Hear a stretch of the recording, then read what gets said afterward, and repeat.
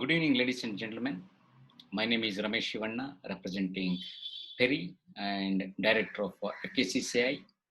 I welcome all of you for the web dialogue on organic agriculture possibilities and challenges, organized jointly by Industry and Trade Forum and Pride Energy Environment Resource Research Institute. Now I would request Mr. Ruparani, founder and Industry Trade Forum and director of FKCCA for welcome address. Organic farming, and each one of you know the organic farming, it is not an easy thing to grow in India. Okay, many are not aware of what is exactly organic farming. Blindly people are believing like organic and ತಕ್ಷಣ ಎಲ್ಲರೂ okay ಇದು pure ಆಗಿ without fertiliser ಹಾಕಿ ಬೆಳೆಸಿರೋದು ಅದು ಇದು ಅಂತ, but it is not. So here we have our great speakers to give awareness about this and advantages, disadvantages of this organic farming program. So now we over to again Ramesh Shivanna. At the end, you all can question, so we'll be answering the question. So thank you. Over to you, Ramesh. Thank you, Ruparani. So now we have the first speaker, Dr. C.L. Lakshmipati Gowda. Dr. C.L. Lakshmipati Gowda did his BSc Agri at College of Agricultural, Dharwada, Karnataka. MSc Agriculture from GB Plant University of Agriculture and Technology, Uttarakhand, and PhD in Genetics and Plant Breeding from Indian Agriculture Research Institute, New Delhi. Dr. Lakshmipati was formerly the Deputy Director General Research at ICRI SAT, Hyderabad, India. He earlier worked at ICRI SAT as a director, Grain Legumes Research Program and Director of Crop Improvement Program.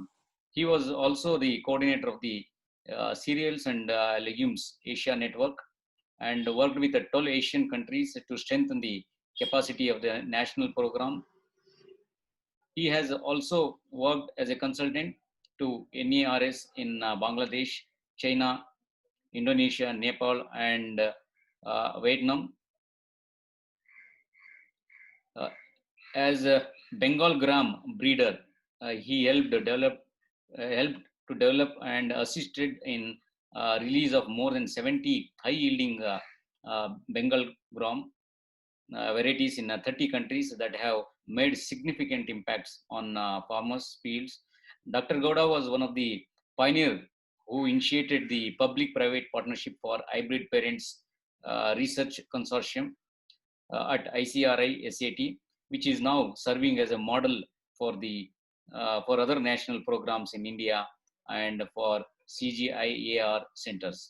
Dr. Lakshmipati Gowda has been honored and recognized by Bangladesh, China, India, Nepal, Philippines, Thailand, and Vietnam for his contribution to strengthen the national agriculture R&D programs, and has received more than 30 awards, honors, and recognitions from various countries, institutions, and professional bodies across the world. More recently, he received a Doreen Marshall Award for a lifetime achievement for excellence in science in 2012, and International Service in Crop Science Award in USA, and the Japan International Food Award in 2014. He was elected as a fellow of the National Academy of Agricultural Science, India in 2015, and a fellow American Society of Agronomy in 2015. He was conferred the Karnataka Kalpavriksha Award for his service to smallholders farmers in the dryland areas. He was editor-in-chief of Asian Agri History Journal, editor of e-Journal of SAT Agriculture Research, and an associate editor of Journal of Food Security, and Journal of Crop Science and Biotechnology, and International Journal of Crop Production. He is currently one of the co-founder of GRSV Consulting Services, which provides consultancy support to institutions and individuals in areas related to agriculture research for development. With this brief introduction, I request Dr. C.L. Lakshmipati Gowda. Over to you, sir. the brief introduction of Dr. Sharan Angadi. He was a formerly senior vice president and head of research for the Asia Pacific region with uh, Nahim's, a Dutch MNC globally renowned for its innovative vegetable hybrids. Graduated from the College of Agriculture, Dharwad University, University of Agriculture Science, Dharwad University Agriculture Science, and his master degree in genetics and plant breeding from TNAU Coimbatore, both with the second rank at university level and gold medals. Doctoral research program in 1984 to 1987 at the Indian Agricultural Research Institute, New Delhi. He carried out extensive research on heterosis breeding in Indian mustard, worked at the Directorate of Oil Seeds Research Hybrid Research and Hyderabad, and contributed to genetic improvements of sesame, castor, and peanuts. Worked on genetic improvements of aromatic crops in Indian Institute of Horticulture, Bangalore. He was elected Fellow of Indian Society of Genetics and Plant Breeding, New Delhi. He joined ProAgro PGS on an Indo-Belgium joint venture research enterprise as a research manager, and worked on planning, implementation, and monitoring of various vegetable hybrid research and development programs.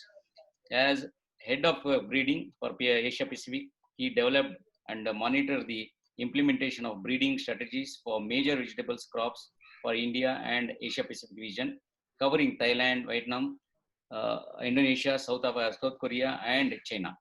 As a global head of the sweet pepper and hot pepper research programs, he monitored the breeding teams and steered the research in India, Indonesia, Spain, Turkey, South Korea, China, Italy, Israel, USA, and Mexico.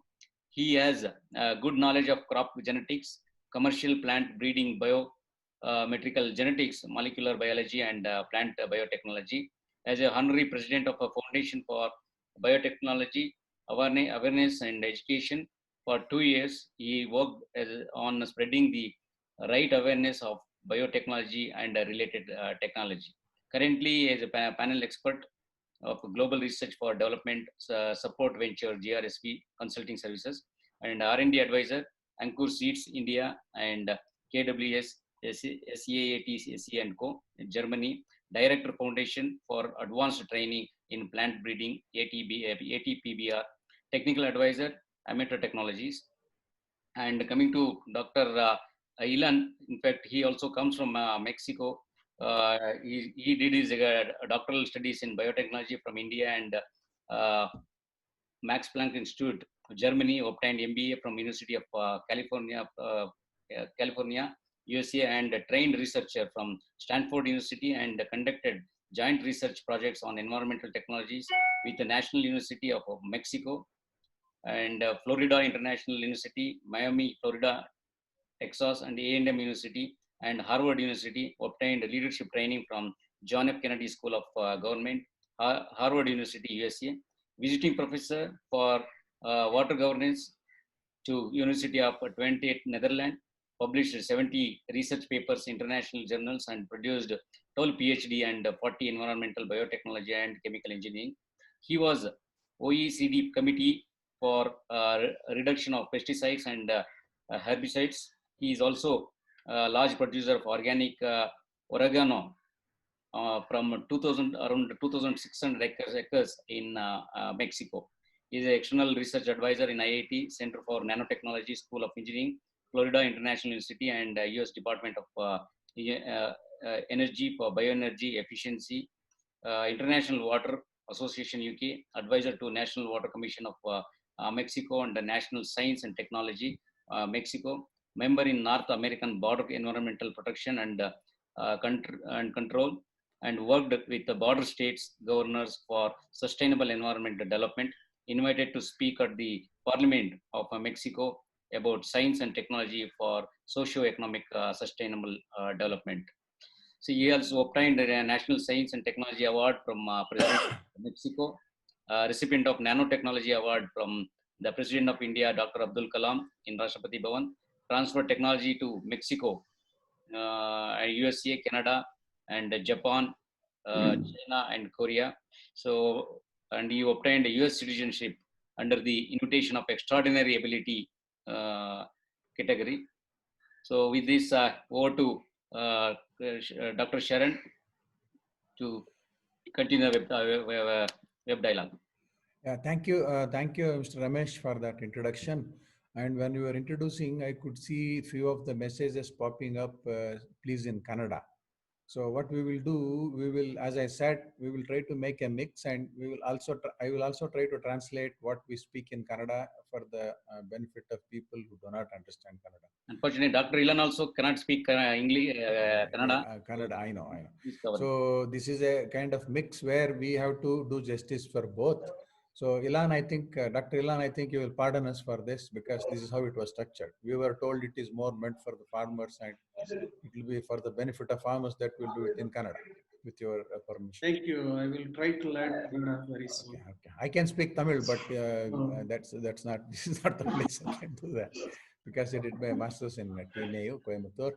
So with that, I think first we will go to Dr. Lakshmipati Gowda's introduction of this. We are today, ಇವತ್ತು ನಾವು ಸಾವಯವ ಕೃಷಿ ಇದ್ರ ಬಗ್ಗೆ, ಇದು ಎಷ್ಟರ ಮಟ್ಟಿಗೆ ಸಾಧ್ಯತೆ ಇದೆ, ಇದನ್ನ ರೈತರು ಯಾವ ರೀತಿ ಅದನ್ನ ತಾವು ಅಳವಡಿಸಿಕೊಳ್ಳಬಹುದು, ಇದರಲ್ಲಿ ಒಳ್ಳೆ ಅಪಾರ್ಚುನಿಟೀಸ್ ಇದೆಯಾ, ಒಳ್ಳೆ ಸಾಧ್ಯತೆಗಳಿದೆಯಾ, ಇದ್ರ ಸವಾಲುಗಳೇನಿದೆ, ಸರ್ಕಾರದಿಂದ ಏನೇನು ಇದ್ರ ಬಗ್ಗೆ ನೀತಿ, ಕೃಷಿ ನೀತಿ ಏನಿದೆ ಸಾವಯವ ಕೃಷಿ ಬಗ್ಗೆ, ಸರ್ಕಾರದಿಂದ ಇದಕ್ಕೆ ಯಾವ ರೀತಿ ಸಪೋರ್ಟ್ ಸಿಗ್ತದೆ, ಇದೆಲ್ಲ ವಿಷಯಗಳನ್ನ ನಾನು ಮತ್ತು ಡಾಕ್ಟರ್ ಲಕ್ಷ್ಮೀಪತಿ ಗೌಡರು ಮಾತಾಡಲಿದ್ದೇವೆ. So basically, I was telling the farming community who can understand Kannada is that we are trying to do it as a dialogue, trying to outline the schemes being provided to the government in the form of subsidy or support or various policy measures. And then we will try to also give more of a practical thought to the possibilities of organic farming. With that, I think, Dr. Gowdaji, I will invite you to please start. Maybe you can also partly tell in English, partly in Kannada. I will try to manage it. Okay. Please, sir. Please, sir. Thanks. Yeah. Sharan ಅಂಗಡಿ ಅವರೇ, ಎಲ್ಲರಿಗೂ ನಮಸ್ಕಾರ. ಬಹಳ ಜನ ಹೇಳ್ತಾ ಇರ್ತಾರೆ organic agriculture ಇಲ್ಲ ಸಾವಯವ ಕೃಷಿ ಇದು ಎಷ್ಟರ ಮಟ್ಟಿಗೆ ನಾವು ಸುಸ್ಥಿರ ಮಾಡಬಹುದು, ಸಸ್ಟೈನಬಲ್ ರೀತಿ ಅಂತ ಎಲ್ಲ. ಅದು ಕೆಲವು ಸಲ ನೋಡಿದ್ರೆ ಕೆಲವು ಆರ್ಗ್ಯಾನಿಕ್ ಅಗ್ರಿಕಲ್ಚರ್, ಆರ್ಗ್ಯಾನಿಕ್ ಫಾರ್ಮಿಂಗ್ ಮಾಡುವಂತ ಜನಗಳು ಬಹಳ ಮಡಿವಂತಿಕೆಯಿಂದ ಇದನ್ನ ತಗೋತಾರೆ. ಬಟ್ ನಾವು ಈ ಡಯಲಾಗ್ ಅಲ್ಲಿ ಏನ್ ಹೇಳ ಬಯಸ್ತೀವಿ ಅಂದ್ರೆ, ಅಷ್ಟು ಮಡಿವಂತಿಕೆ ಆರ್ಗ್ಯಾನಿಕ್ ಅಗ್ರಿಕಲ್ಚರ್ ಅಥವಾ ಸಾವಯವ ಕೃಷಿಯಲ್ಲಿ ಬೇಕಾಗಿಲ್ಲ. ನಾವು ಕೆಲವು ರೈತರು, ಸಣ್ಣ ಹಿಡುವಳಿದಾರರು ಏನ್ ಮಾಡ್ತಾ ಇದ್ದಾರೆ, ಯಾಕೆಂದ್ರೆ ಅವ್ರ ಹತ್ರ ಹೊರಗಡೆಯಿಂದ ಹಾಕೋಕೆ ಫರ್ಟಿಲೈಸರ್ ಅಥವಾ ಪೆಸ್ಟಿಸೈಡ್ಸ್ಗೆ ದುಡ್ಡಿಲ್ಲ, ಅವ್ರು ಹಾಕೋದು ಇಲ್ಲ. ಆದ್ರಿಂದ ಅವ್ರು ಮಾಡೋದೆಲ್ಲ ಸಾವಯವ ಕೃಷಿನೇ. ಸೊ ಅದಕ್ಕೆ ನಾವು ಅದನ್ನ ಇಂಗ್ಲಿಷ್ ಹೇಳ್ತೀವಿ, when farmers are not able to give any external inputs, we call it organic by default. So it is organic because farmer is not able to add anything from outside. So he is putting whatever he has in his farm. So organic agriculture usually relies on whatever is produced within the farm or within his or her family, like farm-made manure, compost, green manuring, for adding nutrients to the soil, and they also use biological control to manage pests and diseases. ಈ ಸಾವಯವ ಕೃಷಿನಲ್ಲಿ ನಾವು ಏನ್ ಮಾಡ್ತೀವಿ ಅಂತ ಅಂದ್ರೆ, ನಾವು ರೈತರ ಮನೆಯಲ್ಲಿ ಏನೇನು ಜಮೀನಿಗೆ ಹಾಕುವಂಥದ್ದಿದೆ, ಇಲ್ಲ ಕೊಟ್ಟಿಗೆ ಗೊಬ್ಬರ ಆಗ್ಬೋದು, ಇಲ್ಲ ಕಾಂಪೋಸ್ಟ್ ಆಗ್ಬೋದು, ಇಲ್ಲ ಗ್ರೀನ್ ಮೆನ್ಯೂರಿಂಗ್ ಆಗ್ಬೋದು, ಇದನ್ನ ನಾವು ಹಾಕಿ ಏನಾದ್ರೂ ಕೀಟಗಳು ಇಲ್ಲ ರೋಗಗಳು ಬಂದ್ರೆ ಅದನ್ನ ನ್ಯಾಚುರಲ್ ಆಗಿ ನಾವು ಕಂಟ್ರೋಲ್ ಮಾಡಿ ಅದನ್ನ ನಾವು ಮಾಡಿದ್ರೆ ಅದಕ್ಕೆ ನಾವು ಸಾವಯವ ಕೃಷಿ ಅಂತ ಹೇಳ್ತೀವಿ. ಸಾವಯವ ಕೃಷಿಗೆ ಬಹಳಷ್ಟು ಹೆಸರಿದಾವೆ. ಒಂದು ಕೆಲವು ಕಡೆ ನೋಡಿದ್ರೆ 12-15 ಹೆಸರುಗಳಿದ್ದಾವೆ. ಬಟ್ ಇದರಲ್ಲಿ ಇಂಪಾರ್ಟೆಂಟ್ ಹೆಸರುಗಳು ಅಂದ್ರೆ ಒಂದು ನ್ಯಾಚುರಲ್ ಫಾರ್ಮಿಂಗ್, ಇನ್ನೊಂದು ವೇದಿಕ್ ಅಗ್ರಿಕಲ್ಚರ್ ಅಂತಾರೆ, ಪರಂಪರಾಗತ ಕೃಷಿ ಅಂತಾರೆ, zero budget natural farming ZBNF ಅಂತಾರೆ. ಸೊ ಇವೆಲ್ಲ ನೋಡಿದ್ರೆ ಅಲ್ಪ ಸ್ವಲ್ಪ ಅದರಲ್ಲಿ ವ್ಯತ್ಯಾಸ ಇದೆ, ಬಟ್ ಎಲ್ಲ ಹೇಳೋದು ಒಂದೇ. ಅದೇ ಹೇಳ್ತಾರಲ್ಲ, ದೇವರು ಹಲವು ನಾಮ ಒಂದೇ ಅಂತ, ಆ ಥರ ಇದು. What I was telling was that there are different names for organic farming, like natural farming, some call it Vedic agriculture, some say it is Paramparagat Krishi, some call it zero budget natural farming. With certain differences, all of them are arriving at the same thing. So overall, we can call it organic farming. Yes, sir. Thank you. I think because the slides are in English, that also covers part of the things which we are discussing. Yeah. So as he is covering in Kannada, important things we will try to. In Kannada. Yes, sir. Yeah. So ಈ ಕೆಲವರು ಕೇಳ್ತಾರೆ, organic farming, ಸಾವಯವ ಕೃಷಿನಲ್ಲಿ ಏನು advantages ಇದಾವೆ, ಏನು benefits ಇದಾವೆ ಅಂತ ಹೇಳಿದ್ರೆ, ಒಂದು ಸಾವಯವ ಕೃಷಿನಲ್ಲಿ ನಮ್ದು ಬೆಳೆಗಳ ವೈವಿಧ್ಯತೆ ಏನಿದೆ ಅದು ಹೆಚ್ಚಿರ್ತದೆ ಒಂದು. ಇನ್ನೊಂದು, ಕೆಲವು ರಿಸ್ಕ್ ಅಂತ ಏನ್ ಹೇಳ್ತೀವಿ, ಶರಣ್ ಅಂಗಡಿಯವರ ರಿಸ್ಕ್ ಏನಂತೀರಿ ನಾವು? ತೊಂದರೆಗಳು. ಸೊ ಅದನ್ನ ನಾವು ಕಡಿಮೆ ಮಾಡ್ಕೋಬಹುದು ಯಾವುದರಲ್ಲಿ? ಸಾವಯವ ಕೃಷಿನಲ್ಲಿ. ಆಮೇಲೆ ಈ ಬೆಳೆಗಳ ವೈವಿಧ್ಯತೆ ಜಾಸ್ತಿ ಇರೋದ್ರಿಂದ ರೈತರ ಮನೆಯಲ್ಲಿ ಫುಡ್ ಬ್ಯಾಸ್ಕೆಟ್ ಏನಿದೆ ಅಂದ್ರೆ ಊಟ ಮಾಡಲಿಕ್ಕೆ ಬಹಳ ವಿಧವಾದ ಆಹಾರ ಅವರಿಗೆ ಸಿಗ್ತದೆ. ಆಮೇಲೆ ಭೂಮಿನಲ್ಲಿ ಬಹಳಷ್ಟು ವೆರೈಟಿಗಳು ಅಥವಾ ತಳಿಗಳು ನೋಡ್ಲಿಕ್ಕೆ ಸಿಗ್ತವೆ, ಯಾಕಂದ್ರೆ ಅದನ್ನೆಲ್ಲ ನಾಟಿ ತಳಿಗಳು, ಲ್ಯಾಂಡ್ ರೇಸಸ್. ಇದ್ರ ಜೊತೆಗೆ ಸಾವಯವ ಕೃಷಿನಲ್ಲಿ ಒಂದು ಬಹಳ ಮಹತ್ತರವಾದ ವಿಷಯ ಅಂತ ಅಂದ್ರೆ ಅದು ಮಣ್ಣಿನ ಫಲವತ್ತತೆಯನ್ನ ಕಾಪಾಡಿಕೊಂಡು ಬರೋದು. Soil health and soil fertility being made sustainable. That is the main thing about organic. ಮಣ್ಣಿನ ಆರೋಗ್ಯ ಅಥವಾ ಫಲವತ್ತತೆ ಎರಡನ್ನು ನೋಡ್ಕೊಂಡು ಬರೋದು. ಸೊ ಯಾಕೆ ಇದು ಆಗ್ತದೆ ಅಂದ್ರೆ, ನಾವು ಕೊಟ್ಟಿಗೆ ಗೊಬ್ಬರ ಹಾಕ್ತಿವಿ, ಕಾಂಪೋಸ್ಟ್ ಹಾಕ್ತಿವಿ, ಇದೆಲ್ಲ ಈ ಬೇರಿನ ಸುತ್ತಮುತ್ತ ಇರುವಂತಹ ಮೈಕ್ರೋಬಿಯಲ್ ಆಕ್ಟಿವಿಟಿ ಏನಿರ್ತದೆ ಇದು ಜಾಸ್ತಿ ಆಗಿ ಅದರಿಂದ ಪೋಷಕಾಂಶಗಳು ಬೆಳೆಗೆ ಸಿಗುವಂತೆ ಮಾಡ್ತವೆ. ಅದ್ರ ಜೊತೆ ಈ ಮೈಕ್ರೋಬಿಯಲ್ ಆಕ್ಟಿವಿಟಿಯಿಂದ ಮಣ್ಣಿನಲ್ಲಿರುವಂಥ ರೋಗ ರುಜಿನಗಳನ್ನ ಕಡಿಮೆ ಮಾಡ್ತದೆ. ಸೊ ಇದು ಅಡ್ವಾಂಟೇಜಸ್. ಈಗ ನಾವು ಆರ್ಗ್ಯಾನಿಕ್ ಫಾರ್ಮಿಂಗ್ ಅಥವಾ ಸಾವಯವ ಕೃಷಿ ಡಿಸ್ಅಡ್ವಾಂಟೇಜಸ್ ಅಂದ್ರೆ ಅನಾನುಕೂಲತೆಗಳನ್ನ ನಾವು ನೋಡ್ತೀವಿ ಅಂತ ಅಂದ್ರೆ, ಬಹಳ ಮಹತ್ತರವಾದ ಏನಂದ್ರೆ, ಸಾವಯವ ಕೃಷಿನಲ್ಲಿ ಬೇರೆ ಸಾಂದ್ರ ಬೇಸಾಯಕ್ಕಿಂತ ಪ್ರತಿ ಎಕರೆಗೆ ಅಥವಾ ಪ್ರತಿ ಹೆಕ್ಟೇರ್ಗೆ ಕಡಿಮೆ ಇರ್ತದೆ. ಎಷ್ಟು ಕಡಿಮೆ ಇರ್ತದೆ ಅಂದ್ರೆ,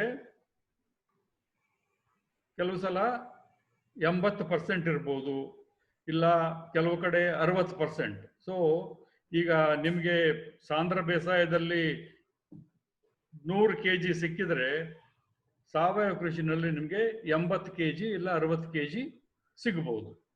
ಆದ್ದರಿಂದ ನಿಮ್ಗೆ ಲಾಭ ಏನಿದೆ ಇದರಲ್ಲಿ ಕಡಿಮೆ ಆಗ್ತದೆ ಲಾಭ. ಬಟ್ ಲಾಭ ಸಿಗಬಹುದು, ಯಾಕೆಂದ್ರೆ ಸಾಮಾನ್ಯವಾಗಿ ಸಾವಯವ ಉತ್ಪನ್ನಗಳೇನಿದಾವೆ ಅದಕ್ಕೆ ಸ್ವಲ್ಪ ಬೆಲೆ ಯಾವಾಗಲೂ ಜಾಸ್ತಿ ಇರ್ತದೆ. ಆದ್ರಿಂದ ನಿಮಗೆ ಇಳುವರಿ ಕಡಿಮೆ ಆದರೂ ನಿಮಗೆ ಲಾಭ ಸಿಗ್ಬೋದು, ಅದೇ ಮಾರುಕಟ್ಟೆನಲ್ಲಿ ಜಾಸ್ತಿ ಬೆಲೆ ಇರೋದ್ರಿಂದ. ಸೊ ಇನ್ನೊಂದು ಏನಂತ ಅಂತಂದ್ರೆ, ಈ ಸಾವಯವ ಕೃಷಿ ಮಾಡೋದ್ರಿಂದ ಇಳುವರಿ ಕಡಿಮೆ ಆದ್ರಿಂದ ನಮಗೆ ಜಾಸ್ತಿ, ಈಗ ನಾವು ಪ್ರಪಂಚದಲ್ಲಿ ಎಲ್ಲ ದೇಶಗಳಲ್ಲೂ ನೋಡಿಕೊಂಡ್ರೆ ನಮಗೆ ಸಿಗೋದು ಕಡಿಮೆ ಇಳುವರಿ. ಆದ್ರಿಂದ ಜಾಸ್ತಿ ಜಮೀನಲ್ಲಿ ಬೆಳಿಬೇಕಾಗುತ್ತೆ, ಜಾಸ್ತಿ ಬೆಳಿಬೇಕಾಗ್ತದೆ, ಜಾಸ್ತಿ ಹೆಕ್ಟೇರ್ನಲ್ಲಿ ಇಲ್ಲ ಜಮೀನು ಎಕರೆನಲ್ಲಿ ಬೆಳಿಬೇಕಾಗ್ತದೆ. ಆದ್ರಿಂದ ಕೆಲವು ಕಡೆ ಫಾರೆಸ್ಟ್ಗಳನ್ನ ಅಥವಾ ಕಾಡುಗಳನ್ನ ನಾವು ನಾಶ ಮಾಡಿ ಬೆಳಿಬೇಕಾಗ್ತದೆ. ಅದರಿಂದ ಅದೊಂದು ಅನಾನುಕೂಲತೆ. ಅನಾನುಕೂಲತೆ. ಸೊ ಬಹಳ ದೇಶಗಳಲ್ಲಿ ಇದಕ್ಕೆ ಸಬ್ಸಿಡಿ ಕೊಡ್ತಾರೆ, ಗೌರ್ಮೆಂಟ್ ಸಬ್ಸಿಡಿ ಕೊಡ್ತಾ ಇದೆ. ಯಾಕೆಂದ್ರೆ ಇಳುವರಿ ಕಡಿಮೆ ಇರೋದ್ರಿಂದ ರೈತರಿಗೆ ಉಪಕಾರ ಆಗಲಿ, ಸಹಾಯ ಆಗಲಿ ಅಂತ ಸಬ್ಸಿಡಿ ಕೊಡ್ತಾರೆ. ಆಮೇಲೆ ಅದ್ರ ಜೊತೆಗೆ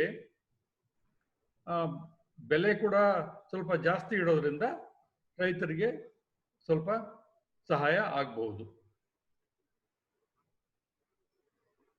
ಎಸ್ ಸರ್. ಈಗ ಈ ಸ್ಲೈಡಲ್ಲಿ ನಾನು ಏನು ಹೇಳಕ್ಕೆ ಪ್ರಯತ್ನ ಪಡ್ತೀನಿ ಅಂದ್ರೆ, ಇಷ್ಟೊಂದೆಲ್ಲ ಸ್ಟಡೀಸ್ ಆಗಿದ್ದಾವೆ. ಇದರಲ್ಲಿ ಸಮ್ಮರಿ ಅಥವಾ ಸಾರಾಂಶ ಏನಪ್ಪ ಅಂತ ಅಂದ್ರೆ, ಆರ್ಗ್ಯಾನಿಕ್ ಫಾರ್ಮಿಂಗ್ ಅಥವಾ ಸಾವಯವ ಕೃಷಿ ಎಲ್ಲಿ ಚೆನ್ನಾಗಿ ಆಗ್ತದೆ ಅಂತಂದ್ರೆ, ಯಾವ ಜಾಗದಲ್ಲಿ ಮಣ್ಣು ಬಹಳ ಫಲವತ್ತತೆ ಅಂತ ಇದೆ, ಎಲ್ಲಿ ನೀರಾವರಿ ಇದೆ, ಎಲ್ಲಿ ಚೆನ್ನಾಗಿ ಮಳೆ ಆಗ್ತದೆ, ಅಲ್ಲಿ ಸಾವಯವ ಕೃಷಿ ನಿಮಗೆ ಲಾಭದಾಯಕವಾಗಬಹುದು. ಇನ್ನೊಂದು, ಸಾವಯವ ಕೃಷಿ ಎಲ್ಲಿ ಲಾಭದಾಯಕ ಅಂತ ಅಂದ್ರೆ, ಈಗ ಕೆಲವು ಹಾರ್ಟಿಕಲ್ಚರ್ ಕ್ರಾಪ್ಸ್ ಇರ್ತವೆ, ಈಗ ಪ್ಲಾಂಟೇಶನ್ ಕ್ರಾಪ್ಸ್ ಇರ್ತವೆ, ಇಲ್ಲ ಫ್ರೂಟ್ ಆರ್ಚರ್ಡ್ಸ್ ಇರ್ತವೆ, ಆಪಲ್, ಆರೆಂಜ್ ಈ ಥರ, ಇಲ್ಲ ತೆಂಗು, ಅಡಿಕೆ, ಕಾಫಿ, ಟೀ, ಇಂಥವುದ್ರಲ್ಲಿ ಯಾವ ಬಹಳ ವರ್ಷ ಬೆಳೆ ಅಂತ ಏನು ಹೇಳ್ತೀವಿ ನಾವು, ಪೆರಿನಿಯಲ್ ಹಾರ್ಟಿಕಲ್ಚರ್ ಕ್ರಾಪ್ಸ್, ಬಹುವಾರ್ಷಿಕ ಬೆಳೆಗಳು, ಬಹುವಾರ್ಷಿಕ ಬೆಳೆಗಳಲ್ಲಿ ನಮಗೆ ಜಾಸ್ತಿ ಆದಾಯ ಬರ್ತದೆ. ಬಟ್ ಆದರೆ ನಾವು ಈ ಮಳೆ ಕಡಿಮೆ ಇರೋ ಜಾಗಗಳಲ್ಲಿ, ಎಲ್ಲಿ ಮಣ್ಣು ಆವಾಗಲೇ ಸಾರಾಂಶ ಕಳ್ಕೊಂಡಿದೆ, ಇಂಥ ಜಾಗಗಳಲ್ಲಿ ನಾವು ಒಳ್ಳೆ ಬೆಳೆಗಳನ್ನು ಬೆಳೆಯೋಕ್ಕಾಗಲ್ಲ. ಅದಕ್ಕೆ ಕೆಲವು ಸ್ಮಾಲ್ ಮಿಲೆಟ್ಸ್ ಅಥವಾ ಸಿರಿಧಾನ್ಯಗಳು ಅಂತ ಏನು ಹೇಳ್ತೀವಿ, ಇವು ಎಂಥ ಕಷ್ಟಕರ ಪರಿಸ್ಥಿತಿನಲ್ಲೂ ಕೂಡ ಚೆನ್ನಾಗಿ ಬೆಳ್ಕೋತವೆ.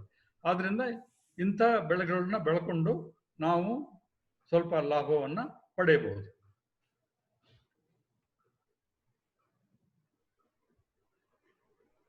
ಸೊ ಇದೊಂದು ಬಹಳ ಜನ ಕೇಳುವಂತ ಪ್ರಶ್ನೆ, are organic foods tasty and safe? ಅಂದ್ರೆ ಈ ಸಾವಯವದಿಂದ ಬರುವಂತ ಆಹಾರ ರುಚಿಕರವಾಗಿ ಇರ್ತದೆ ಮತ್ತೆ ಸುರಕ್ಷಿತವಾಗಿರ್ತದೆ ಅಂತ. ಸೊ ಅದರಲ್ಲಿ ಎಷ್ಟು ಸತ್ಯ ಎಷ್ಟು ಮಿಥ್ಯ ಅದನ್ನ ಈ ಸ್ಲೈಡ್ ಅಲ್ಲಿ ತೋರಿಸ್ತಾ ಇದ್ದೀನಿ. ಈಗ ಬಹಳ ಜನ ಹೇಳ್ತಾರೆ ಆರ್ಗ್ಯಾನಿಕ್ ಫುಡ್ ಬಹಳ ಟೇಸ್ಟಿ ಇರ್ತದೆ ಅಂತ. ಬಟ್ ಆದ್ರೆ ಬಹಳ ಸಲ ಈ ಬ್ಲೈಂಡ್ ಟೆಸ್ಟ್ ಅಂತ ನಾವು ಏನ್ ಮಾಡ್ತೀವಿ, ಆ ಬ್ಲೈಂಡ್ ಟೇಸ್ಟ್ ಪ್ಯಾನಲ್ಗಳಲ್ಲಿ ಇದು ನಿಖರವಾಗಿ ಬಂದಿಲ್ಲ. ಅಂದ್ರೆ ಆರ್ಗ್ಯಾನಿಕ್ ಫುಡ್ ಟೇಸ್ಟಿ ಅಂತ ಹೇಳೋದು ಸರಿ ಅಂತನೂ ಹೇಳಕ್ಕಾಗಲ್ಲ, ಇಲ್ಲ ಅಂತನೂ ಹೇಳಕ್ಕಾಗಲ್ಲ. ಸೊ ಯಾಕೆಂದ್ರೆ ಟೇಸ್ಟ್ ಅನ್ನೋದು ಜನಗಳ ಒಂದು ನಂಬಿಕೆ. ಬಟ್ ಡೇಟಾ ಏನಿದೆ, ಆ ಡೇಟಾ ಇದು ಕರೆಕ್ಟ್ ಅಂತ ಹೇಳ್ತಾ ಇಲ್ಲ.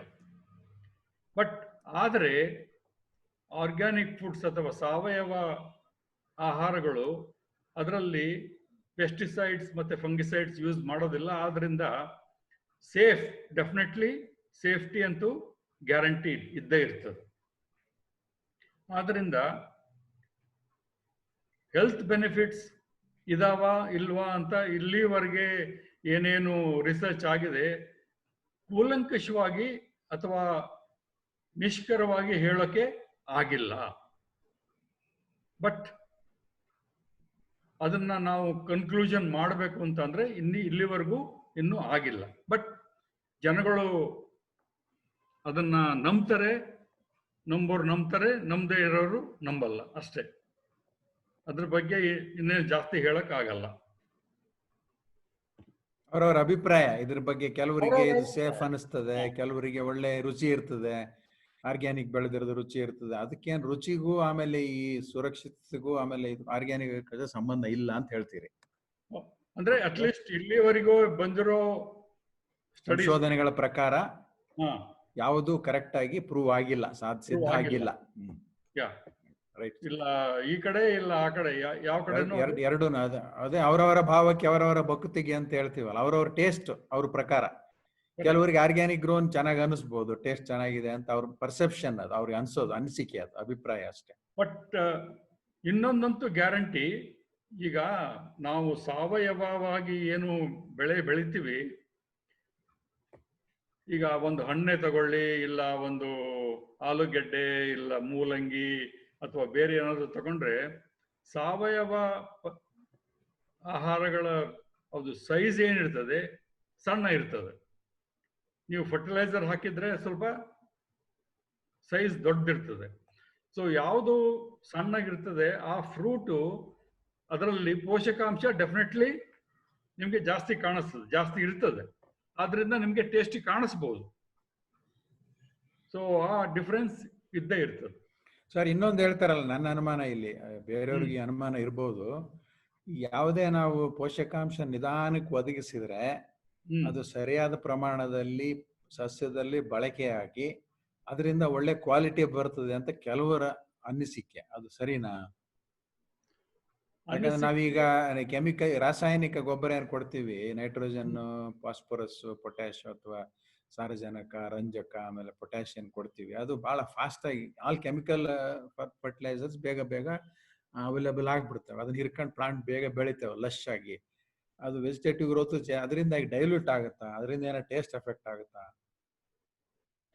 ಅಂದ್ರೆ ಡೈಲ್ಯೂಟ್ ಆಗೋ ಚಾನ್ಸಸ್ ಇದಾವೆ. ಬಟ್ ಆದ್ರೆ ಈಗ ಯಾವ್ದಾದ್ರು ಒಂದು ತಳಿ ತಗೊಳ್ಳಿ, ಆ ತಳಿ 120 ದಿವಸಕ್ಕೆ ಕಟಾವಿಗೆ ಬರ್ತದೆ ಅಂದ್ರೆ ಸಾಮಾನ್ಯವಾಗಿ ಅದು 120 ದಿವಸ ಕಟಾವಿಗೆ ಬರ್ತದೆ.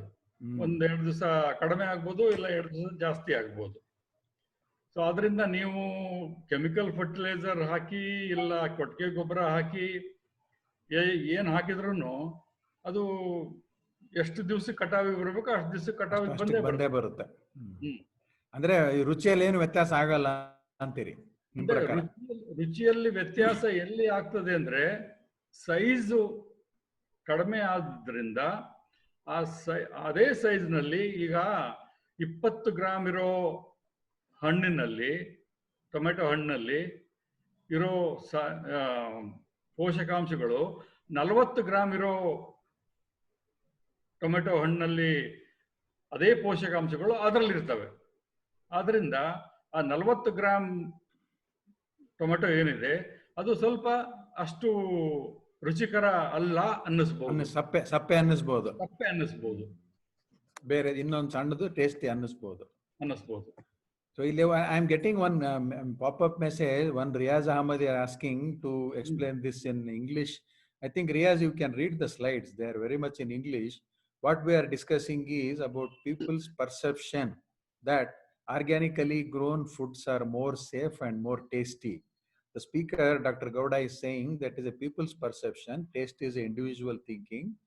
And then it is really not, there are no conclusive evidences or research publications to say or prove that organically grown food is more tasty. But it is again a perception. And also he said, a fruit which is about 20 grams, if it expands to 40 grams, the taste gets diluted. If there is a thinking, if we give inorganic fertilizers, the size of the fruits or whatever part of the plant that we eat are bigger in size. So the same amount of contents are distributed in larger size, and that brings down the taste. That is a perception. Yes, sir. ಅವರು ಕನ್ನಡದಲ್ಲಿ ಮಾತಾಡೋದಕ್ಕೆ English ಕೇಳ್ತಾ ಇದ್ರು, ಅದಕ್ಕೆ Okay, thank you. Yes, sir. Please go ahead. Soil as a bank of plant nutrients. I wanted to bring this concept of soil as a bank of plant nutrients. So, Sharan Angadi avare ನೀವು ಆಮೇಲೆ ಕನ್ನಡದಲ್ಲಿ ಹೇಳ್ರಿ. ನೀವು English ಅಲ್ಲಿ ಹೇಳಿ sir, ನಾನು ಕನ್ನಡದಲ್ಲಿ ಹೇಳ್ತೀನಿ. So, this is very important to make organic agriculture or organic farming sustainable, because organic agriculture requires very good plant health. Plant health means maintaining soil fertility, this soil organic carbon, both essential macro and micronutrients, and also appropriate soil structure, and then having adequate soil moisture.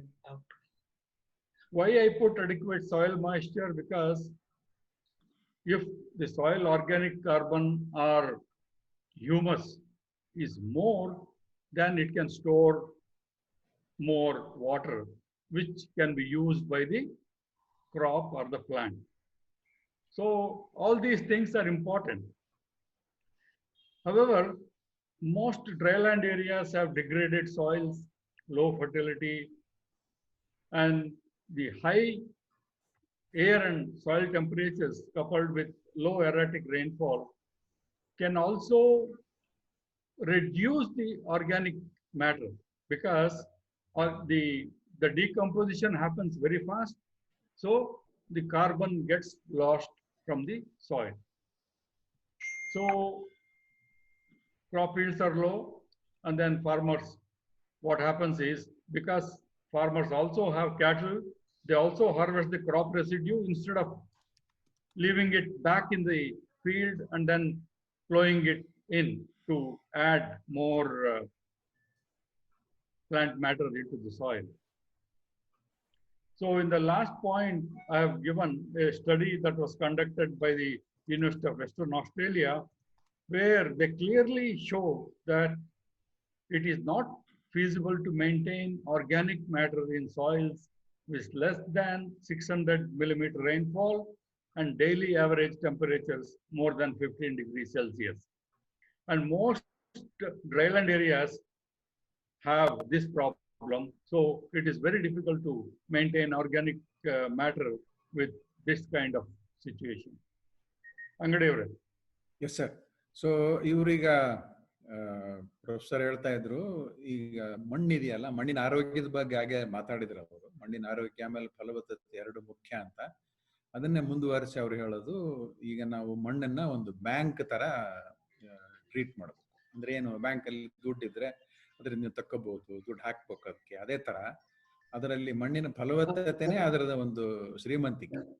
ಅಲ್ಲಿ ನೀವು ಅದಿದ್ರೆ, ಅದರಲ್ಲಿ ಇನ್ನೊಂದೇನು ಅಂದ್ರೆ organic matter ಅಥವಾ ಸಾವಯವ ವಸ್ತು ಏನಿರ್ತದೆ ಮಣ್ಣಲ್ಲಿ ಚೆನ್ನಾಗಿ ಇರ್ಬೇಕು. ಅದು ಇಲ್ಲದೆ ಬರೀ ಪುವರ್ ಸಾಯಿಲ್ ಇತ್ತು, ಮಣ್ಣು ಅಷ್ಟೊಂದು ಅದರಲ್ಲಿ ಸರಿಯಾದ ಪೋಷಕಾಂಶಗಳು ಇಲ್ಲ ಅಂದ್ರೆ ಅದನ್ನ ಡಿಗ್ರೇಡೆಡ್ ಸಾಯಿಲ್ಸ್ ಅಂತೀವಿ. ಅದು ಕಡಿಮೆ ಫಲವತ್ತತೆ ಇರ್ತದೆ. ಆಮೇಲೆ ಅದಕ್ಕೆ ಜೊತೆಗೆ ವಾತಾವರಣದ ಬಿಸಿ, ಮಣ್ಣಿನ ಬಿಸಿ, ಆಮೇಲೆ ಅದು ಜಾಸ್ತಿ ಇದ್ರೆ, ಆಮೇಲೆ ಮಳೆನೂ ಕಡಿಮೆ ಆದ್ರೆ ಅಂತ ಕಡೆಗಳಲ್ಲಿ ಸಾವಯವ ಕೃಷಿ ಅಷ್ಟೊಂದು ಯಶಸ್ವಿ ಆಗೋದಿಲ್ಲ. ಅಂದ್ರೆ ಏನು ಪರಿಣಾಮ ಏನು, ಇಳುವರಿ ಬಹಳ ಕಡಿಮೆ ಆಗ್ತದೆ. ಆಮೇಲೆ ರೈತರಿಗೆ ಆ ಬೆಳೆ, ಈಗ ತಮ್ಮ ಧಾನ್ಯ ಅಥವಾ ಏನು ಅದೇನು ಹಣ್ಣು ಏನು ತೆಗಿತಾರೆ ಅದನ್ನಲ್ಲದೆ ಅದು ಉಳಿಕೆ ಭಾಗ ಅವರು ಅದನ್ನ ಹಸುಗಳಿಗೆ ಅಥವಾ ತಮ್ಮ ಗೋಟ್ಸ್, ಶೀಪ್ ಅಥವಾ ಕುರಿ, ಮೇಕೆ ಅಂತ ಮೇಯಿಸೋದಕ್ಕೆ ಅದನ್ನ ತೆಗಿತಾರೆ, ಅದನ್ನ ಯೂಸ್ ಮಾಡ್ಬಿಡ್ತಾರೆ. ಅವಾಗ ಅದರಲ್ಲೇ ಮೊದಲೇನೆ ಸಾವಯವ ಪದಾರ್ಥ ಕಡಿಮೆ ಇದ್ದು ಅದೇನು ಅದು ಸರಿಯಾಗಿ ಮಳೆನೂ ಆಗದೆ, ಆಮೇಲೆ ಹೊರಗಡೆ ವಾತಾವರಣದ ಉಷ್ಣಾಂಶ ಜಾಸ್ತಿ ಇದ್ರೆ ಅಂತ ಕಡೆಗಳಲ್ಲಿ ಈ ನಮ್ಮ ಸಾವಯವ ಕೃಷಿ ಅಷ್ಟೊಂದು ಯಶಸ್ವಿ ಆಗೋದಿಲ್ಲ. ಅವರು ಒಂದು ಅದಕ್ಕೆ ಉದಾಹರಣೆ ಕೊಟ್ಟರು, ಯೂನಿವರ್ಸಿಟಿ ಆಫ್ ವೆಸ್ಟರ್ನ್ ಆಸ್ಟ್ರೇಲಿಯಾ ಅಂತ. ಆಸ್ಟ್ರೇಲಿಯಾದ ಒಂದು ವಿಶ್ವವಿದ್ಯಾಲಯದಲ್ಲಿ ಅವರು ಮಾಡಿರೋ ಅಧ್ಯಯನಗಳ ಪ್ರಕಾರ ಮಳೆ ಪ್ರಮಾಣ ವಾರ್ಷಿಕ ಮಳೆ ಸರಾಸರಿ 600 ಮಿಲಿಮೀಟರ್ಗಿಂತ ಕಡಿಮೆ ಇದ್ದು, ಆಮೇಲೆ ದಿನವಹಿ ಉಷ್ಣಾಂಶ 15 ಡಿಗ್ರಿಗಿಂತ ಜಾಸ್ತಿ ಇದ್ರೆ ಅಂತ ಕಡೆ ಮಣ್ಣಿನಲ್ಲಿ ಸಾವಯವ ಪದಾರ್ಥ ಉಳಿಯೋದಿಲ್ಲ. ಆಗ ಅಲ್ಲಿ ಅಂತ ಕಡೆಗಳಲ್ಲಿ ಸಾವಯವ ಕೃಷಿ ಅಷ್ಟೊಂದು ಯಶಸ್ವಿ ಆಗೋದಿಲ್ಲ. Yes sir, next slide. So ಈ ಟೇಬಲ್ ಅಲ್ಲಿ ಜಸ್ಟ್ ಕಂಪ್ಯಾರಿಸನ್ಗೆ ನಾನು ಒಂದೊಂದು ಗೊಬ್ಬರಗಳಲ್ಲಿ ಎಷ್ಟೆಷ್ಟು ನೈಟ್ರೋಜನ್ ಇದೆ. Sorry, let me tell in English. This table shows in different organic manures what is the content of nitrogen, phosphorus and potash. So if you see in farmyard manure, it is only 0.5 to 1.5% nitrogen. P2O5 0.4 to 0.8, K2O 0.5 to 0.1. So whether you take farmyard manure, cattle manure, sheep manure, chicken manure, almost around 0.5 to 1%. Whereas in urea, you have about 46% nitrogen, and in single superphosphate, you have 16 to 22% P2O5.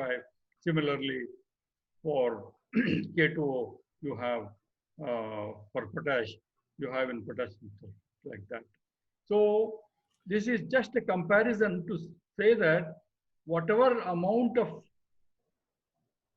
manure or compost we put, the major elements that we put are very, very small in amount. ಅದೇ ಈಗ ಅವರು doctor ಗೌಡ್ರು ಹೇಳ್ತಾ ಇದ್ರು, ನಮಗೆ ಸಸ್ಯಗಳಿಗೆ ಏನು ಪೋಷಕಾಂಶಗಳನ್ನ ಒದಗಿಸ್ಬೇಕೋ ಅಂದ್ರೆ ಅದರಲ್ಲಿ ಮತ್ತೆ ಲಘು ಪೋಷಕಾಂಶಗಳು, ಮುಖ್ಯ ಪೋಷಕಾಂಶಗಳು ಅಂತ 2 ತರ ಇರ್ತವೆ. ನಿಮಗೆಲ್ಲ ಗೊತ್ತಿರುವಂಗೆ ನೈಟ್ರೋಜನ್, ಫಾಸ್ಫರಸ್, ಪೊಟ್ಯಾಶ್, NPK ಅಂತ ಏನ್ ಹೇಳ್ತೀವಿ, ಮೇಜರ್ ಅಥವಾ ಮುಖ್ಯ ಪೋಷಕಾಂಶಗಳು. ನೀವು ಸಸ್ಯಕ್ಕೆ ಒಂದು ಯಾವುದೇ ಬೆಳೆಗೆ ಎಷ್ಟು ಪ್ರಮಾಣದಲ್ಲಿ ನೀವು ಪೂರೈಕೆ ಮಾಡಬೇಕು ಅದನ್ನ ಅದರಲ್ಲಿ ಸಾಂದ್ರತೆ ಅಥವಾ ಕಾನ್ಸಂಟ್ರೇಷನ್ ಅಂತ ಏನ್ ಹೇಳ್ತೀವಿ, ಪರ್ಸೆಂಟೇಜ್. ಈ ಯೂರಿಯಾದಲ್ಲಿ ಅವರು ಅಲ್ಲಿ ಹಾಕಿರೋ ಪ್ರಕಾರ 40ರಿಂದ 46% ನೈಟ್ರೋಜನ್ ಇರ್ತದೆ. ಅದೇ ನೀವು ಅದು ನೋಡಿ ನಮ್ಮ ಹಟ್ಟಿ ಗೊಬ್ಬರದಲ್ಲಿ 0.5% ಆಮೇಲೆ ದನದ ಗೊಬ್ಬರದಲ್ಲಿ 1%ಗಿಂತಲೂ ಕಡಿಮೆ, ಆಮೇಲೆ ಕುರಿ ಗೊಬ್ಬರ, ಕೋಳಿ ಗೊಬ್ಬರ ಕಡಿಮೆ ಇರ್ತದೆ. ಅಷ್ಟೇ ಪ್ರಮಾಣದ ನೀವು ಪೋಷಕಾಂಶ ಪೂರೈಕೆ ಮಾಡ್ಬೇಕಂದ್ರೆ ಇದನ್ನ ಬಹಳಷ್ಟು ಟನ್ ಗಟ್ಲೆ ಹಾಕ್ಬೇಕಾಗ್ತದೆ. ಅದು ಒಂದು ಪ್ರಶ್ನೆ ಇಲ್ಲಿ ಬರೋದು, ಇಷ್ಟೆಲ್ಲ ಸಿಗ್ತದ ಅಂತ. ದನದ ಕೊಟ್ಟಿಗೆ ಗೊಬ್ಬರ ಟನ್ ಗಟ್ಲೆ ನಾವು ಮಾಡ್ಬೇಕು. ಒಂದೊಂದು ಎಕರೆಗೆ ನಾವು 10 ಟನ್ 15 ಟನ್ ಅಂತ ಹೇಳ್ತೀವಿ.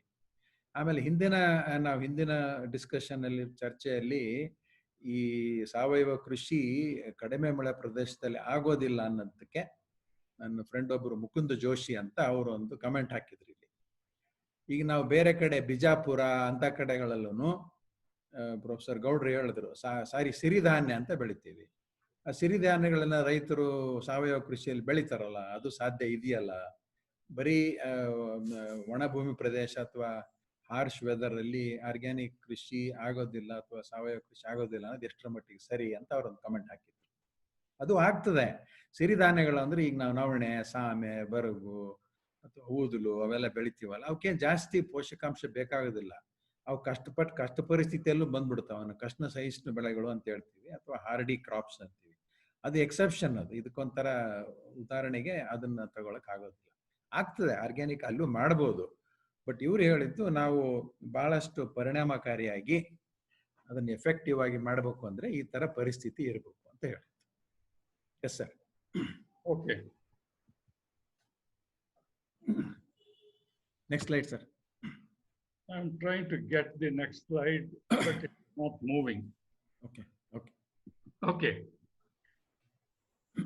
ನೀನ್ ಹಿಂದಕ್ಕೆ ಹೋಯ್ತಿದ್ದು. ಹಿಂದಕ್ಕೆ ಹೋಯ್ತಾ? ಓಕೆ. ಯಾ. ಸೊ ಈಗ ಕರೆಕ್ಟ್. ಹಿಂದಿನ what I said in the table in the previous slide, I have tried to explain it here. That each season large amounts of soil nutrients are removed from the soil. Yes. For example, if we take maize crop, and if we take 1 ton yield of maize crop, it removes from the soil about 160 kilograms of nitrogen, 66 kilograms of phosphorus, and 48 kilograms of potash. And because it is removing all this, farmers have to replenish or provide all that back to the soil after the harvest of that crop. And as we saw in the table, the organic manures, whether it is cattle manure, horse manure, sheep manure, or chicken manure, they contain only small amounts, 0.5 to 0.7% or around that. So if we say on an average about 0.5% nitrogen in manure, farmers need to add about 9 tons of organic manure to get equivalent of about 100 kg urea. So as Dr. Sharan Angadi was telling that where do we have this kind of organic manure or farmyard manure nowadays to provide it to the soil in that kind of quantity? If we have, fine, good enough, but we don't have that. So if whatever it is, the final thing that I wanted to say is the farmers need to provide proper amounts of nutrients through, see, you can add farmyard manure, but if farmyard manure is not able to provide all that the crop has taken up, then you need to add using other fertilizers. This is more important for what we call micronutrients like manganese, iron, boron, magnesium. These are needed in very small quantities. For example, you may need only half kg borax per hectare to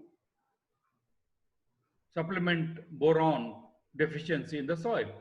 So there is nothing wrong in adding borax if the soil is deficient in boron, because by adding that half kg borax per hectare, you can increase the yield and also make the produce more nutritional by adding that much of small fertilizer. Dr. Angadi avare. Yes, sir. So ಈಗ ಒಂದು ಬಹಳ ಅವರು ಮುಖ್ಯವಾದ point ಮಾಡಿದ್ರು. ಅವ್ರಿಗೆ ಇದು ಸಾವಯವ ಕೃಷಿ ಪ್ರಾಗ್ಮ್ಯಾಟಿಕ್ ಅಂದ್ರೆ ನಾವು ಅದನ್ನು ಮಾಡೋದಕ್ಕೆ ಸಾಧ್ಯತೆ ಇರಬೇಕು, ಆಚರಣೆಗೆ ತರೋ ರೀತಿಯಲ್ಲಿ ಇರಬೇಕು. ನಾವು ಬಹಳ ಕಷ್ಟದ ವಿಷಯ ಹೇಳಿದ್ರೆ ಅದು ಪ್ರಾಗ್ಮ್ಯಾಟಿಕ್ ಆಗೋದಿಲ್ಲ. ಅಂದ್ರೆ ಆಚರಣೆಗೆ ತರೋದು ಅಥವಾ ಬಳಕೆಯಲ್ಲಿ ತರೋದಕ್ಕೆ ಬಹಳ ಕಷ್ಟ ಆಗ್ತದೆ. ಈಗ ಅವರು ಒಂದು ಮೊದಲನೇ ಹೇಳಿದ ಪ್ರಕಾರ ಈಗ ಯಾವುದೇ ಒಂದು ಬೆಳೆ ಒಂದು ಮಣ್ಣಲ್ಲಿ ನಾವು ಬೆಳೆದಾಗ, ಒಂದು ನೆಲದಲ್ಲಿ ಬೆಳೆದಾಗ ಎಷ್ಟೊಂದು ಅದರಿಂದ ಪೋಷಕಾಂಶಗಳನ್ನ ಆ ಬೆಳೆ ತಗೊಳ್ಳುತ್ತದೆ ಅಂತ. ಅದಕ್ಕೆ ಅವರು ಮೆಕ್ಕೆಜೋಳದ ಅಥವಾ ಮುಸ್ಕಿನ ಜೋಳದ ಒಂದು ಉದಾಹರಣೆ ಕೊಟ್ಟರು. ಒಂದು ಬೆಳೆ ಇಟ್ರೆ 1 ಟನ್, ನಾವು 1 ಟನ್ ಮೆಕ್ಕೆಜೋಳ 1000 kgಯನ್ನ 1 ಹೆಕ್ಟೇರ್ನಲ್ಲಿ ಬೆಳೆದ್ರೆ ಆ ಮಣ್ಣಿಂದ ಅದು 161 kg ಸಾರಜನಕ, 66 kg ರಂಜಕ, 48 kg ಪೊಟ್ಯಾಶ್ ತಗೊಳ್ತದೆ. ಅದು ತಗೊಂಡ್ಮೇಲೆ ಮಣ್ಣಿಗೆ ನಾವು ಅದನ್ನು ತಿರ್ಗಾ ವಾಪಸ್ ಕೊಡದೇ ಇದ್ರೆ ನಂತರದ ಬೆಳೆಗೆ ಧಕ್ಕೆ ಆಗ್ತದೆ. ಆಮೇಲೆ ಈಗ ನಾವು ಆರ್ಗ್ಯಾನಿಕ್ ಮ್ಯಾನರ್ ಅದನ್ನೇ ಮತ್ತೆ ಇನ್ನೊಂದು ಸರಿ ಹೇಳಿದ್ರು ಅವರು, ಬಹಳಷ್ಟು ದೊಡ್ಡ ಪ್ರಮಾಣದಲ್ಲಿ ಹಾಕ್ಬೇಕಾಗ್ತದೆ, ಅದು ಪ್ರಾಕ್ಟಿಕಲ್ ಅಲ್ಲ. ಆಮೇಲೆ ಅದ್ರ ಜೊತೆ ಇನ್ನೊಂದು ಲಘು ಪೋಷಕಾಂಶಗಳ ಬಗ್ಗೆ ಒಂದು ಹೇಳಿದ್ರು ಅವರು. ಬೋರಾನ್ ಅಂತ ಇರ್ತದೆ, ಮ್ಯಾಂಗನೀಸ್ ಅಂತ ಇರ್ತದೆ, ಮ್ಯಾಗ್ನೀಷಿಯಂ ಅಂತ ಇರ್ತದೆ. ಇವೆಲ್ಲ ನಾವು ಲಘು ಪೋಷಕಾಂಶ ಅಂತೀವಿ. ಅಂದ್ರೆ ಅವನ್ನ ಒಂದು ಬೆಳೆ ಚೆನ್ನಾಗಿ ಆರೋಗ್ಯಕರವಾಗಿ ಬರಬೇಕು ಅಂದ್ರೆ ಆ ಲಘು ಪೋಷಕಾಂಶಗಳನ್ನು ನಾವು ಬಹಳಷ್ಟು ಅತ್ಯಂತ ಸ್ವಲ್ಪ ಪ್ರಮಾಣದಲ್ಲಾದ್ರೂ ಕೊಡ್ಲೇಬೇಕು. ಈಗ ನಾವು ಹಟ್ಟಿ ಗೊಬ್ಬರ ಏನು ಸಾವಯವ ಗೊಬ್ಬರ ಏನು ಹಾಕ್ತಿವಿ ಆದ್ರೆ ಲಘು ಪೋಷಕಾಂಶಗಳು ಇರೋದಿಲ್ಲ. ಅದಕ್ಕೆ ಆ ಸಣ್ಣ ಲಘು ಪೋಷಕಾಂಶಗಳು ಏನ್ ಹೇಳ್ತೀವಿ ಅವನ್ನ ಒಂದು ಸಿಂಪರಣೆ ರೂಪದಲ್ಲೋ ಇನ್ನೊಂದು ರೂಪದಲ್ಲೋ ನಾವು ಕೊಡಬೇಕಾದ ಅಗತ್ಯ ಆಗ್ತದೆ. ಅದರಿಂದ ಸಾವಯವ ಉತ್ಪನ್ನಗಳಿಗೆ ಯಾವುದೇ ರೀತಿಯ ಧಕ್ಕೆ ಆಗೋದಿಲ್ಲ. ಅದರಿಂದ ಅದು ಬಹಳ ಮುಖ್ಯ ಅಂತ ಹೇಳಿದ್ರು. ಈ ಪಾಯಿಂಟ್ ನನಗೆ ಒಂದು ಉದಾಹರಣೆ, ನಾನು ಈ ಮೊನ್ನೆ ನೋಡ್ತಾ ಇದ್ದೆ, ಹೋದ ವರ್ಷ ಈಗ ಸರ್ಕಾರದವರು ಬಹಳಷ್ಟು ಈ ಸಾವಯವ ಕೃಷಿಕರಿಗೆ ಒಂದು ಪ್ರಶಸ್ತಿಗಳನ್ನ ಕೊಟ್ಟರು.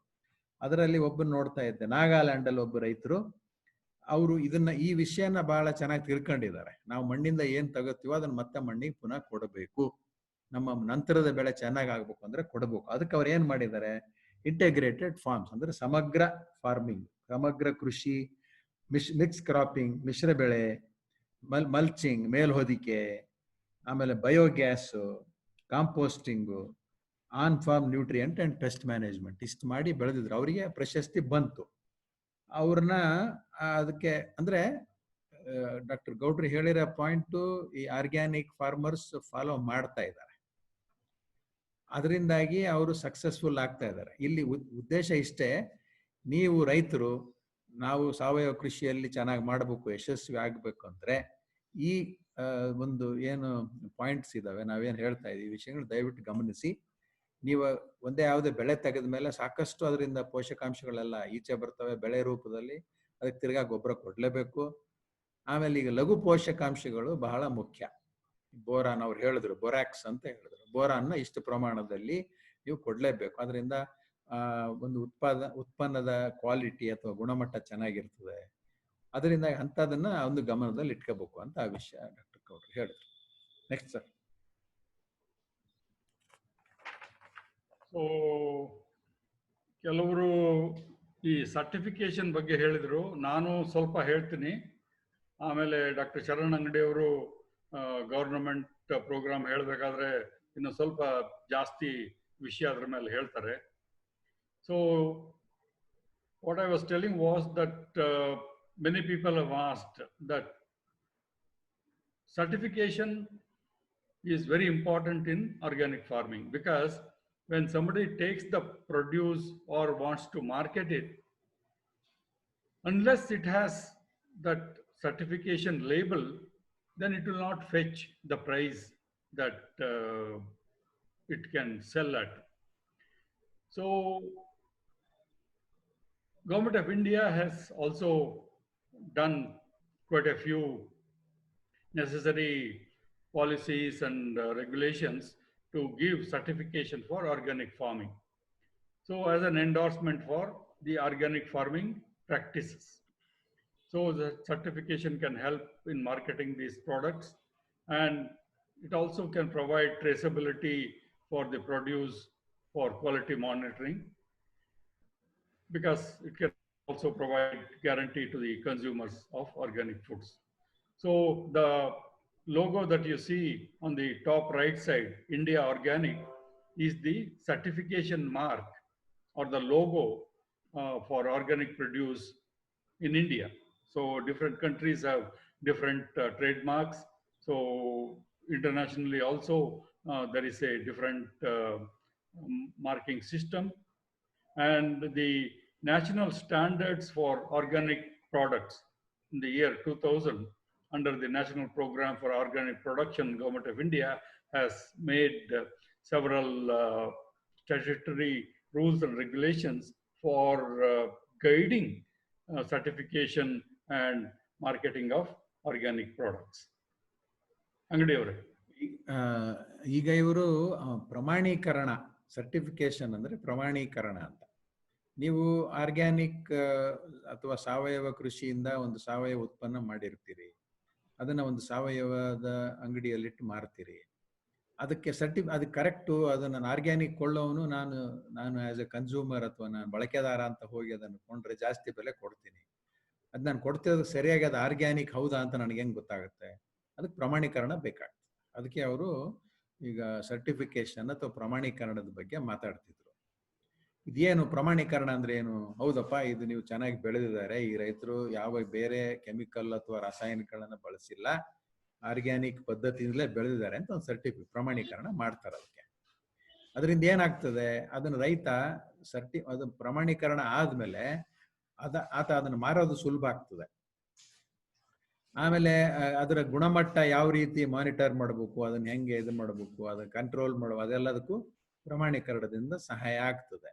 ಆಮೇಲೆ ನಾವು ಬಳಕೆದಾರರಿಗೂ ಆ ಸಾವಯವ ಆಹಾರ ಕೊಳ್ಳಬೇಕಾದ್ರೆ ನಾವೊಂದು ಶೂರಿಟಿ ಅಥವಾ ಗ್ಯಾರಂಟಿನ ಅದನ್ನ ನಾವು ಕೊಳ್ಳಬಹುದು. ಇದಕ್ಕೆ ಸರ್ಟಿಫಿಕೇಶನ್ಗೆ ಅಥವಾ ಪ್ರಮಾಣೀಕರಣಕ್ಕೆ ಒಂದು ಚಿಹ್ನೆ ಇದೆ, ಮೇಲೆ ನೋಡಿ ನೀವು, ಒಂದು ಲಾಂಛನ ಅಥವಾ ಲೋಗೋ ಅಂತ ಏನು ಹೇಳ್ತೀವಿ, ಇಂಡಿಯಾ ಆರ್ಗ್ಯಾನಿಕ್ ಅಂತ ಆ ಥರದ್ದು ಒಂದು ಲಾಂಛನ ಹಾಕಿರ್ತಾರೆ. ನೀವು ಯಾವ್ದಾದ್ರು ಬಳಕೆದಾರರು ಈ ನಾವು ಸಾವಯವ ಉತ್ಪನ್ನ ಅಥವಾ ಸಾವಯವ ಆಹಾರ ಕೊಳ್ಳಬೇಕು ಅಂದ್ರೆ ಆ ಲೋಗೋ ನೋಡಿ ಕೊಳ್ಳಬಹುದು. ಆಮೇಲೆ ಇನ್ನೊಂದು ಅವರು NPOP ಅಂತ ಒಂದು ಹೇಳಿದ್ರು, national standard for organic products ಅಂತ ಒಂದು ಮಾಡಿದ್ದಾರೆ. ಈಗ ನಾನು ನಿನ್ನೆ ಹೇಳ್ತಿದ್ನಲ್ಲ, ಹೋದ ವರ್ಷ ಕೆಲವು ರೈತರಿಗೆ ಪುರಸ್ಕಾರ ಅಥವಾ ಪ್ರಶಸ್ತಿ ಕೊಟ್ಟರು ಅಂತ ಹೇಳ್ತಿದ್ದೆ.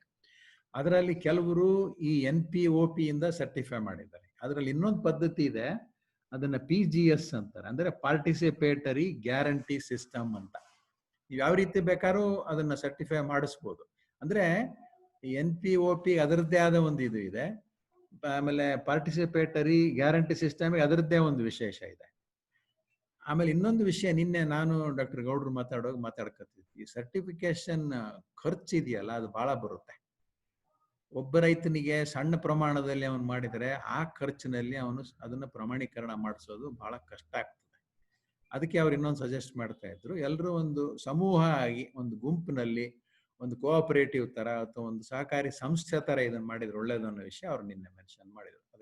ಅದು ಮುಂಚೆ ಎಕ್ಸ್ಪ್ಲೇನ್ ಮಾಡ್ತಾರೆ, ಪ್ರಮಾಣೀಕರಣದ ವಿಷಯ ಬಂದಿದ್ರಿಂದ ಹೇಳಿದೆ. ಪ್ರಮಾಣೀಕರಣ ಖರ್ಚಾಗ್ತದೆ ಪ್ರಮಾಣೀಕರಣ ಮಾಡೋದಕ್ಕೆ. ನನ್ನ ವಿಷಯಕ್ಕೆ ಬಂದಾಗ ನಾನು ಹೇಳ್ತೀನಿ ಅದನ್ನ ಸರ್ಕಾರದವ್ರು ಹೆಂಗ್ ಸಪೋರ್ಟ್ ಮಾಡ್ತಾ ಇದಾರೆ, ಅದರಿಂದ ಯಾವ ರೀತಿಯಾದ ಸಹಾಯಧನ ಕೊಡ್ತಾ ಇದಾರೆ ಅನ್ನೋ ವಿಷಯ. Yes sir. Okay. Yes. So this certification process is a kind of a long drawn process. For that, as per NPOP, the farmland should be converted into organic farming practices.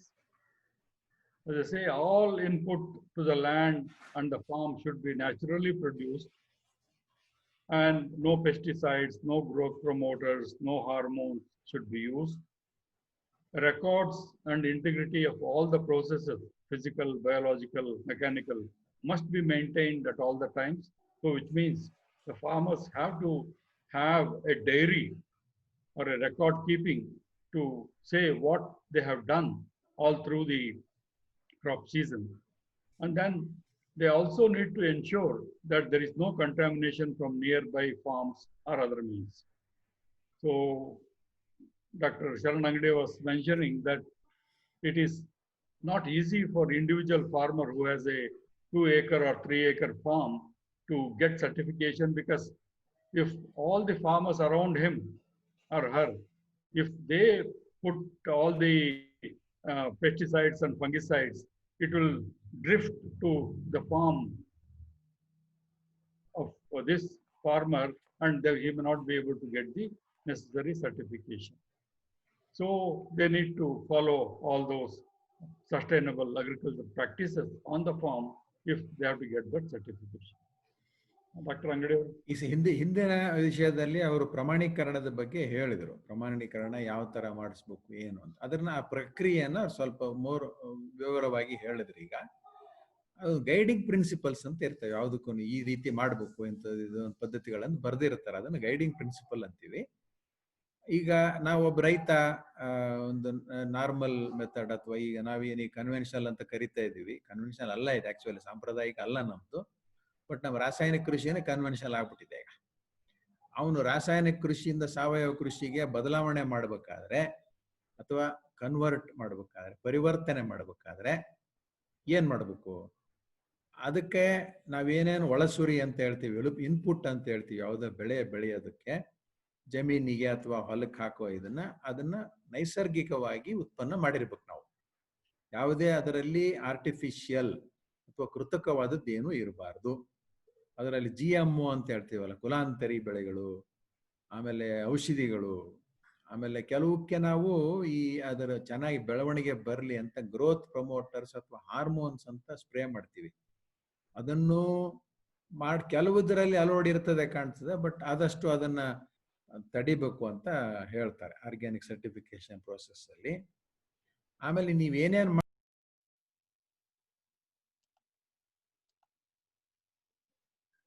Sir mute ಆಯ್ತು ನಿಮ್ದು. Mute ಆಗಿದೆ. Mute ಆಗಿದೆ. ಹೌದು, unmute ಆಯ್ತು. Correct correct. Correct. ಅದೇ ಮಾತಾಡಿ ಜಾಸ್ತಿ ಆಯ್ತು, ಸುಮ್ನಿರೋ ಅಂತ ಸುಮ್ನಿರಿಸಿರೇನು ಅಂತ. ಆಮೇಲೆ ನೀವು ಪ್ರತಿಯೊಂದರ ದಾಖಲೆ ಇಡಬೇಕು.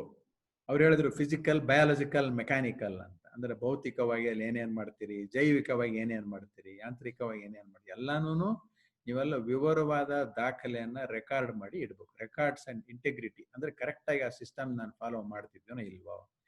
ಆಮೇಲೆ ಅಕ್ಕಪಕ್ಕದ ಹೊಲಗಳಿಂದ ಯಾವುದೇ ರೀತಿ ಕಂಟ್ಯಾಮಿನೇಷನ್ ಅಥವಾ ಅಲ್ಲಿಂದ ನಿಮ್ಮ ಹೊಲಕ್ಕೆ, ಈಗ ಯಾರು ಹೇಳಿದ್ರು ಎಕ್ಸಾಂಪಲ್ ಹೇಳಿದ್ರು, ನೀವೆಲ್ಲ ಬಹಳ ಸಾವಯವಾಗಿ ಎಲ್ಲ ಮಾಡ್ತೀರಿ, ನೀವೇನು ರಾಸಾಯನಿಕ ಸಿಂಪಡಣೆ ಮಾಡೋದಿಲ್ಲ, ಔಷಧಿ ಹೊಡೆಯೋದಿಲ್ಲ. ಬಟ್ ಪಕ್ಕದ ರೈತ ಹೊಡೆದ್ರೆ ಅದು ನಿಮ್ಮ ಬೆಳೆಗೆ ಬಂದ್ರೆ ಅದು ನಿಮ್ದು ಆರ್ಗ್ಯಾನಿಕ್ ಆಗೋದಿಲ್ಲ, ನಿಮ್ ಸರ್ಟಿಫಿಕೇಶನ್ ಎಫೆಕ್ಟ್ ಆಗ್ಬೋದು. ಅದಕ್ಕೆ ಮತ್ತೀಗ ಅವರು ಮುಂಚೆನೂ ಹೇಳಿದ್ರು ಇದನ್ನ ಸಸ್ಟೈನೇಬಲ್ ಅಗ್ರಿಕಲ್ಚರಲ್ ಪ್ರಾಕ್ಟೀಸಸ್ ಅಂತ. ಅಂದ್ರೆ ಸುಸ್ಥಿರ ಕೃಷಿ ಪದ್ಧತಿಗಳು, ಅದನ್ನ ಎಲ್ಲರೂ ಅನುಸರಿಸಲೇಬೇಕು. ಈಗ ಅವ್ರು ಹೇಳಿದ ಉದಾಹರಣೆ ನಾನು ಇನ್ನೊಂದು ಎಕ್ಸಾಂಪಲ್ ನೋಡ್ತಾ ಇದ್ದೆ. ಇಲ್ಲೇ ಬೆಳಗಾಂನವರು, ಕರ್ನಾಟಕದ ರೈತರೊಬ್ರು ಹನುಮಂತ ಹಳಕಿ ಅಂತ, ಅವ್ರಿಗೂ ಹೋದ ವರ್ಷ ಪ್ರಶಸ್ತಿ ಬಂತು. ಅವ್ರೇನ್ ಮಾಡಿದ್ದಾರೆ, ಬಹಳ ಬುದ್ಧಿವಂತಿಕೆಯಿಂದ 127 ಜನ ರೈತರು ಸೇರ್ಕೊಂಡು ಅವ್ರದೇ ಒಂದು ನೆಟ್ವರ್ಕ್ ಮಾಡ್ಕೊಂಡು 434 ಎಕರೆಯಲ್ಲಿ ಬೆಳಿತಾರೆ ಅವರು. ಅವ್ರದೇ ಒಂದು ಗೋಕುಲ್ ಆರ್ಗ್ಯಾನಿಕ್ ಫಾರ್ಮ್ ಅಂತ ಒಂದಿದೆ. ಆಮೇಲೆ ಅವರೆಲ್ಲ ಬೇರೆ ಬೇರೆ ತರ ತರಕಾರಿಗಳು, ಈ ಸಿರಿಧಾನ್ಯಗಳು ಅವನ್ನೆಲ್ಲ ಬೆಳಿತಾರೆ. ಆಮೇಲೆ ಜಾಸ್ತಿ ಇದರಲ್ಲಿ ಸಾವಯವ ಕೃಷಿಯಲ್ಲಿ ಇನ್ನೊಂದು ಒಳ್ಳೆ ಇದೊಂದು ಇನ್ಫಾರ್ಮೇಶನ್ ನಾನು ನೋಡ್ತಿದ್ದೆ.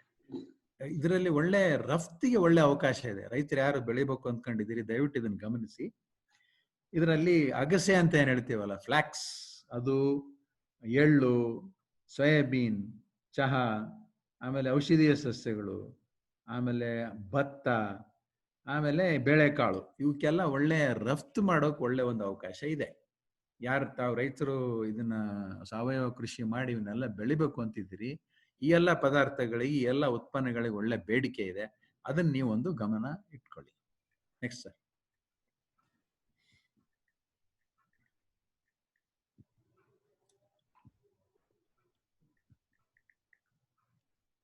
It is Next, again getting some stuck. The slide is getting stuck. Yeah, it's getting stuck. I see some editing pencil mark there, I think. Yeah, I don't know how it came.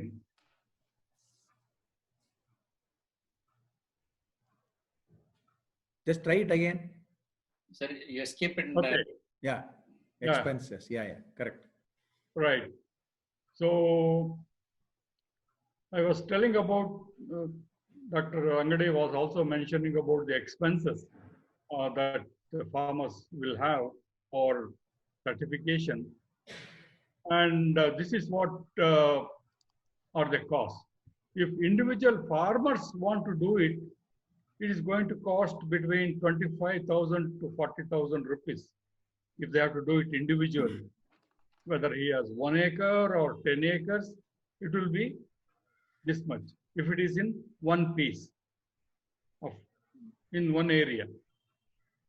But if you do it as a group, as Dr. Angade was mentioning, a group of 130 farmers doing it, it may cost between 40,000 to 1 lakh. So it means per farmer, the cost is going to reduce, and it will be much safer because there is no contamination from neighboring farmers. So then you have this time period for certification. That means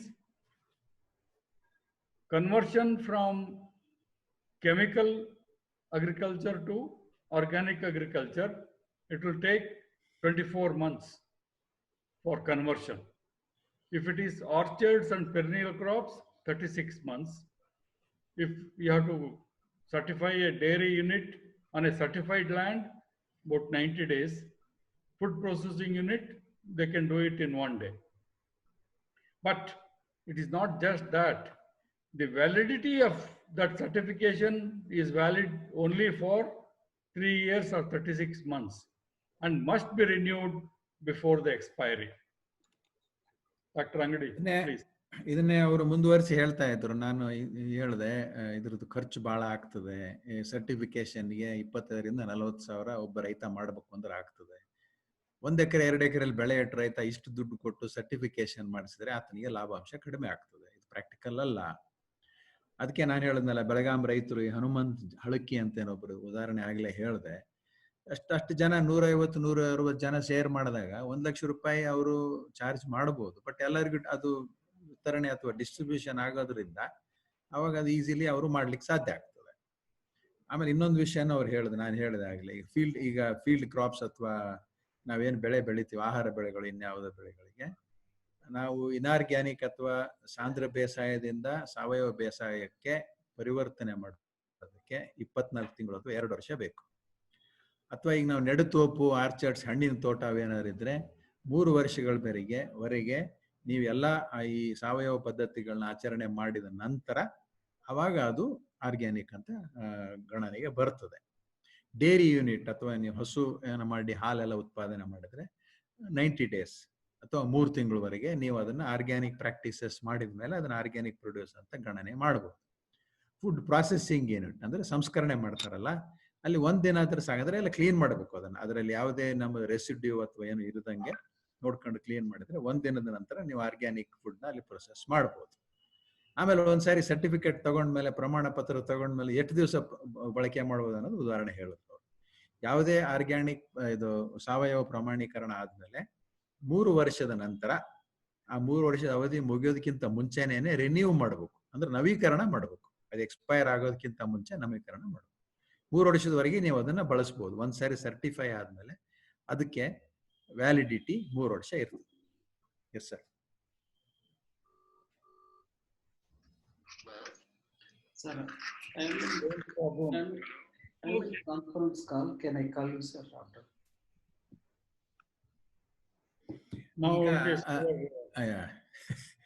so ಅದನ್ನೇ ಮುಂದುವರಿಸಿ ಹೇಳ್ತಾ ಇದ್ದೇನೆ ನಾನು. I think the slide is in English. I can also tell partly in English later. So we are talking about organic farming ಮಾತಾಡ್ತಾ ಇದೀವಿ, ಇಷ್ಟು ಇದೆ ಹಂಗಿದೆ ಅಂತ. ನಾವು ಎಷ್ಟು ಜನ ಇಂಡಿಯಾದಲ್ಲಿ ಸರ್ಟಿಫೈಡ್ ಅಥವಾ ಪ್ರಮಾಣೀಕೃತ ಸಾವಯವ ಉತ್ಪನ್ನಗಳನ್ನು ಮಾಡೋ ರೈತರಿದ್ದಾರೆ ಅಂತ ಒಂದು ನೋಡಿದೆ ನಾನು. 8,35,000 ಜನ ಸರ್ಟಿಫೈಡ್ ಅಂದ್ರೆ ಇವರು ಸಾವಯವ ಉತ್ಪನ್ನ ಮಾಡಬಹುದು ಅಂತ ಅವ್ರಿಗೆ ಸರ್ಟಿಫಿಕೇಟ್ ಅಥವಾ ಪ್ರಮಾಣೀಕರಣ ಇದೆ. 8,35,000 ಜನ ಇದ್ದಾರೆ.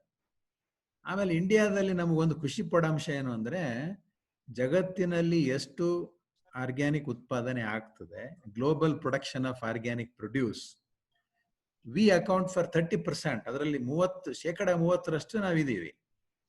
ಅಂದ್ರೆ ಈಗ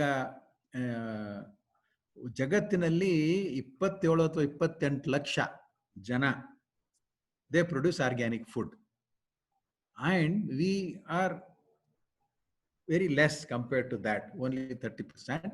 ಬಟ್ ದೆನ್ 30% ಇದ್ದಾಗ ನಮ್ಮ contribution also should be more, but then that is not happening. Just 2.6% of the total global area. ಅಂದ್ರೆ ಜಗತ್ತಿನಲ್ಲಿರೋ ಒಟ್ಟು ವಿಸ್ತೀರ್ಣ ಏನಿದೆ 57.8 ದಶಲಕ್ಷ ಹೆಕ್ಟೇರ್ ಇದೆ.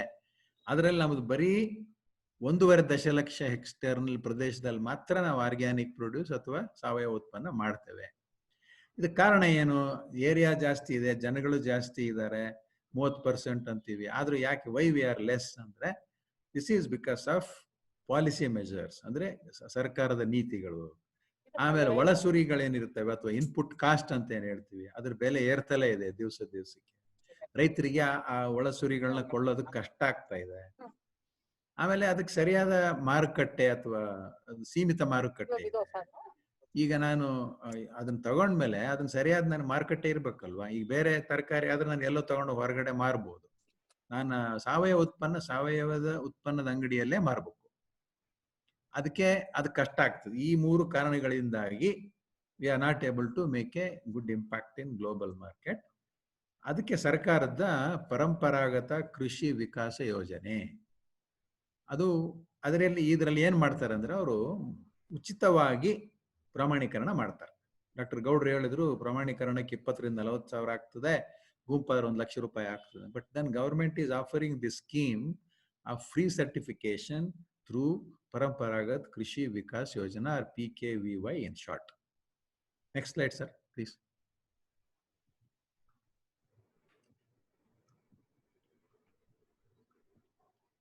I'm trying. Okay. Yeah. Yeah so ಸರ್ಕಾರದ ಇದರಲ್ಲಿ ಏನೇನು ಸರ್ಕಾರದ ಏನೇನಿದೆ ಸಹಾಯಗಳಿದೆ, ವಾಟ್ ಆರ್ ಗವರ್ಮೆಂಟ್ ಇನಿಷಿಯೇಟಿವ್ಸ್? ಮೊದಲನೇದು mission organic value chain development for north east region ಅಂತ ಮಾಡಿದ್ದಾರೆ, MOVCDNER ಅಂತ. This is central sector scheme. It is a sub mission of national mission for sustainable agriculture. ಅಂದ್ರೆ ಒಂದು ರಾಷ್ಟ್ರೀಯ ಮಿಷನ್ ಏನಿದೆ ಸುಸ್ಥಿರ ಕೃಷಿ, this is a part of ಅದರ ಒಂದು ಭಾಗ ಇದು. ಇದನ್ನ ಮಾಡಿದವರು ಯಾರು? ಕೃಷಿ ಮಂತ್ರಾಲಯ, ಆಮೇಲೆ ರೈತರ ಕಲ್ಯಾಣ ಕೇಂದ್ರ ಅಂತ ಏನ್ ಹೇಳ್ತೀವಿ, ಅವರು ಇದನ್ನ ಜೊತೆಗೆ 2015 5 ವರ್ಷಕ್ಕೆ ಮುಂಚೆ ಅರುಣಾಚಲ ಪ್ರದೇಶ, ಅಸ್ಸಾಂ, ಮಣಿಪುರ್, ಮೇಘಾಲಯ, ಮಿಜೋರಾಂ, ನಾಗಾಲ್ಯಾಂಡ್, ಸಿಕ್ಕಿಂ ಮತ್ತು ತ್ರಿಪುರಾ ರಾಜ್ಯಗಳಿಗೆ ಮಾಡಿದ್ರು. To develop certified organic production in a value chain mode. Value chain ಅಂದ್ರೆ ಏನು ಅಂದ್ರೆ, ಈ ಬೆಳೆಗಾರರನ್ನ ಬಳಕೆದಾರರಿಗೆ ಲಿಂಕ್ ಮಾಡೋದು, ಆಮೇಲೆ ಅದನ್ನ ಇವರು ಕಂಪ್ಲೀಟ್ ಆಗಿ ಮ್ಯಾನೇಜ್ ಮಾಡೋದು, ಡೆವಲಪ್ ಮಾಡೋದು, ಅದನ್ನ ವ್ಯಾಲ್ಯೂ ಚೈನ್ ಅಂತೀವಿ. ಬಳಕೆದಾರರಿಗೆ ಉತ್ಪನ್ನ ಮಾಡೋರಿಂದ ಲಿಂಕ್ ಮಾಡೋದು. ಇನ್ನೊಂದು ಡಾಕ್ಟರ್ ಗೌಡ್ರು ಹೇಳಿದ್ರು, ನಾನು ಆಗ್ಲೇ ಮಾತಾಡಿದೆ, ಪರಂಪರಾಗತ ಕೃಷಿ ವಿಕಾಸ ಯೋಜನಾ, that is in Hindi, but ಕನ್ನಡದಲ್ಲಿ ಪರಂಪರಾಗತ ಕೃಷಿ ವಿಕಾಸ ಯೋಜನೆ ಅನ್ಬೋದು ನಾವು, PKVY. ಇದನ್ನು ಅದೇ ಟೈಮಿಗೆ ಲಾಂಚ್ ಮಾಡಿದ್ರು 2015ರಲ್ಲಿ. ಇದರಲ್ಲಿ ಡಾಕ್ಟರ್ ಗೌಡ್ರು ಮೆನ್ಷನ್ ಮಾಡ್ದಂಗೆ ಮಣ್ಣಿನ ಆರೋಗ್ಯ ಅದನ್ನ ಹೆಂಗೆ ನಿರ್ವಹಣೆ ಮಾಡಬೇಕು, ಸಾಯಿಲ್ ಹೆಲ್ತ್ ಮ್ಯಾನೇಜ್ಮೆಂಟ್, ಆಮೇಲೆ ಇದನ್ನು ಸುಸ್ಥಿರ ರಾಷ್ಟ್ರೀಯ ಸುಸ್ಥಿರ ಕೃಷಿ ಮಿಷನ್ನ ಭಾಗ. ಇದರಲ್ಲಿ ಏನ್ ಮಾಡ್ತಾರೆ ಅಂದ್ರೆ, ಕೆಲವು ಹಳ್ಳಿಗಳನ್ನ ಅಡಾಪ್ಷನ್ ಆಫ್ ಆರ್ಗ್ಯಾನಿಕ್ ವಿಲೇಜಸ್, ಒಂದು ಕ್ಲಸ್ಟರ್ ಅಪ್ರೋಚ್ ಅಂದ್ರೆ ಸಮೂಹ ಅಪ್ರೋಚ್ ಅಂತ ಇದು. ಇದರಲ್ಲಿ ನಾನು ಆಗೇನೆ ಮೆನ್ಷನ್ ಮಾಡಿದೆ, ಸರ್ಟಿಫಿಕೇಶನ್ 2 ತರ ಇದೆ. ಒಂದು ಡಾಕ್ಟರ್ ಗೌಡ್ರು ಹೇಳಿದ್ರೆ NPOP ಅಂತ, ಇನ್ನೊಂದು ಬಂದು participatory guarantee system or PGS certification ಮಾಡಿಸ್ತಾರೆ. ಇದ್ರಲ್ಲಿ ಪರಂಪರಾಗತ ಕೃಷಿ ವಿಕಾಸ ಯೋಜನೆ ಅದನ್ನ ಎನ್ಕರೇಜ್ ಮಾಡ್ತಾರೆ. ಸರ್ಟಿಫಿಕೇಶನ್ ಸ್ಕೀಮ್ಸ್ ಅಂದ್ರೆ ಏನು, ಅಂದ್ರಲ್ಲಿ ಯಾವ್ಯಾವ ಯೋಜನೆಗಳಿದಾವೆ ಪ್ರಮಾಣೀಕರಣಕ್ಕೆ? Food safety and standards authority of India ಅಂತ ಒಂದಿದೆ, ಅದನ್ನು FSSAI ಅಂತೀವಿ. ಇದು ನಮ್ಮ ಆಹಾರನ ರೆಗ್ಯುಲೇಟ್ ನಿಯಂತ್ರಣ ಮಾಡ್ತದೆ.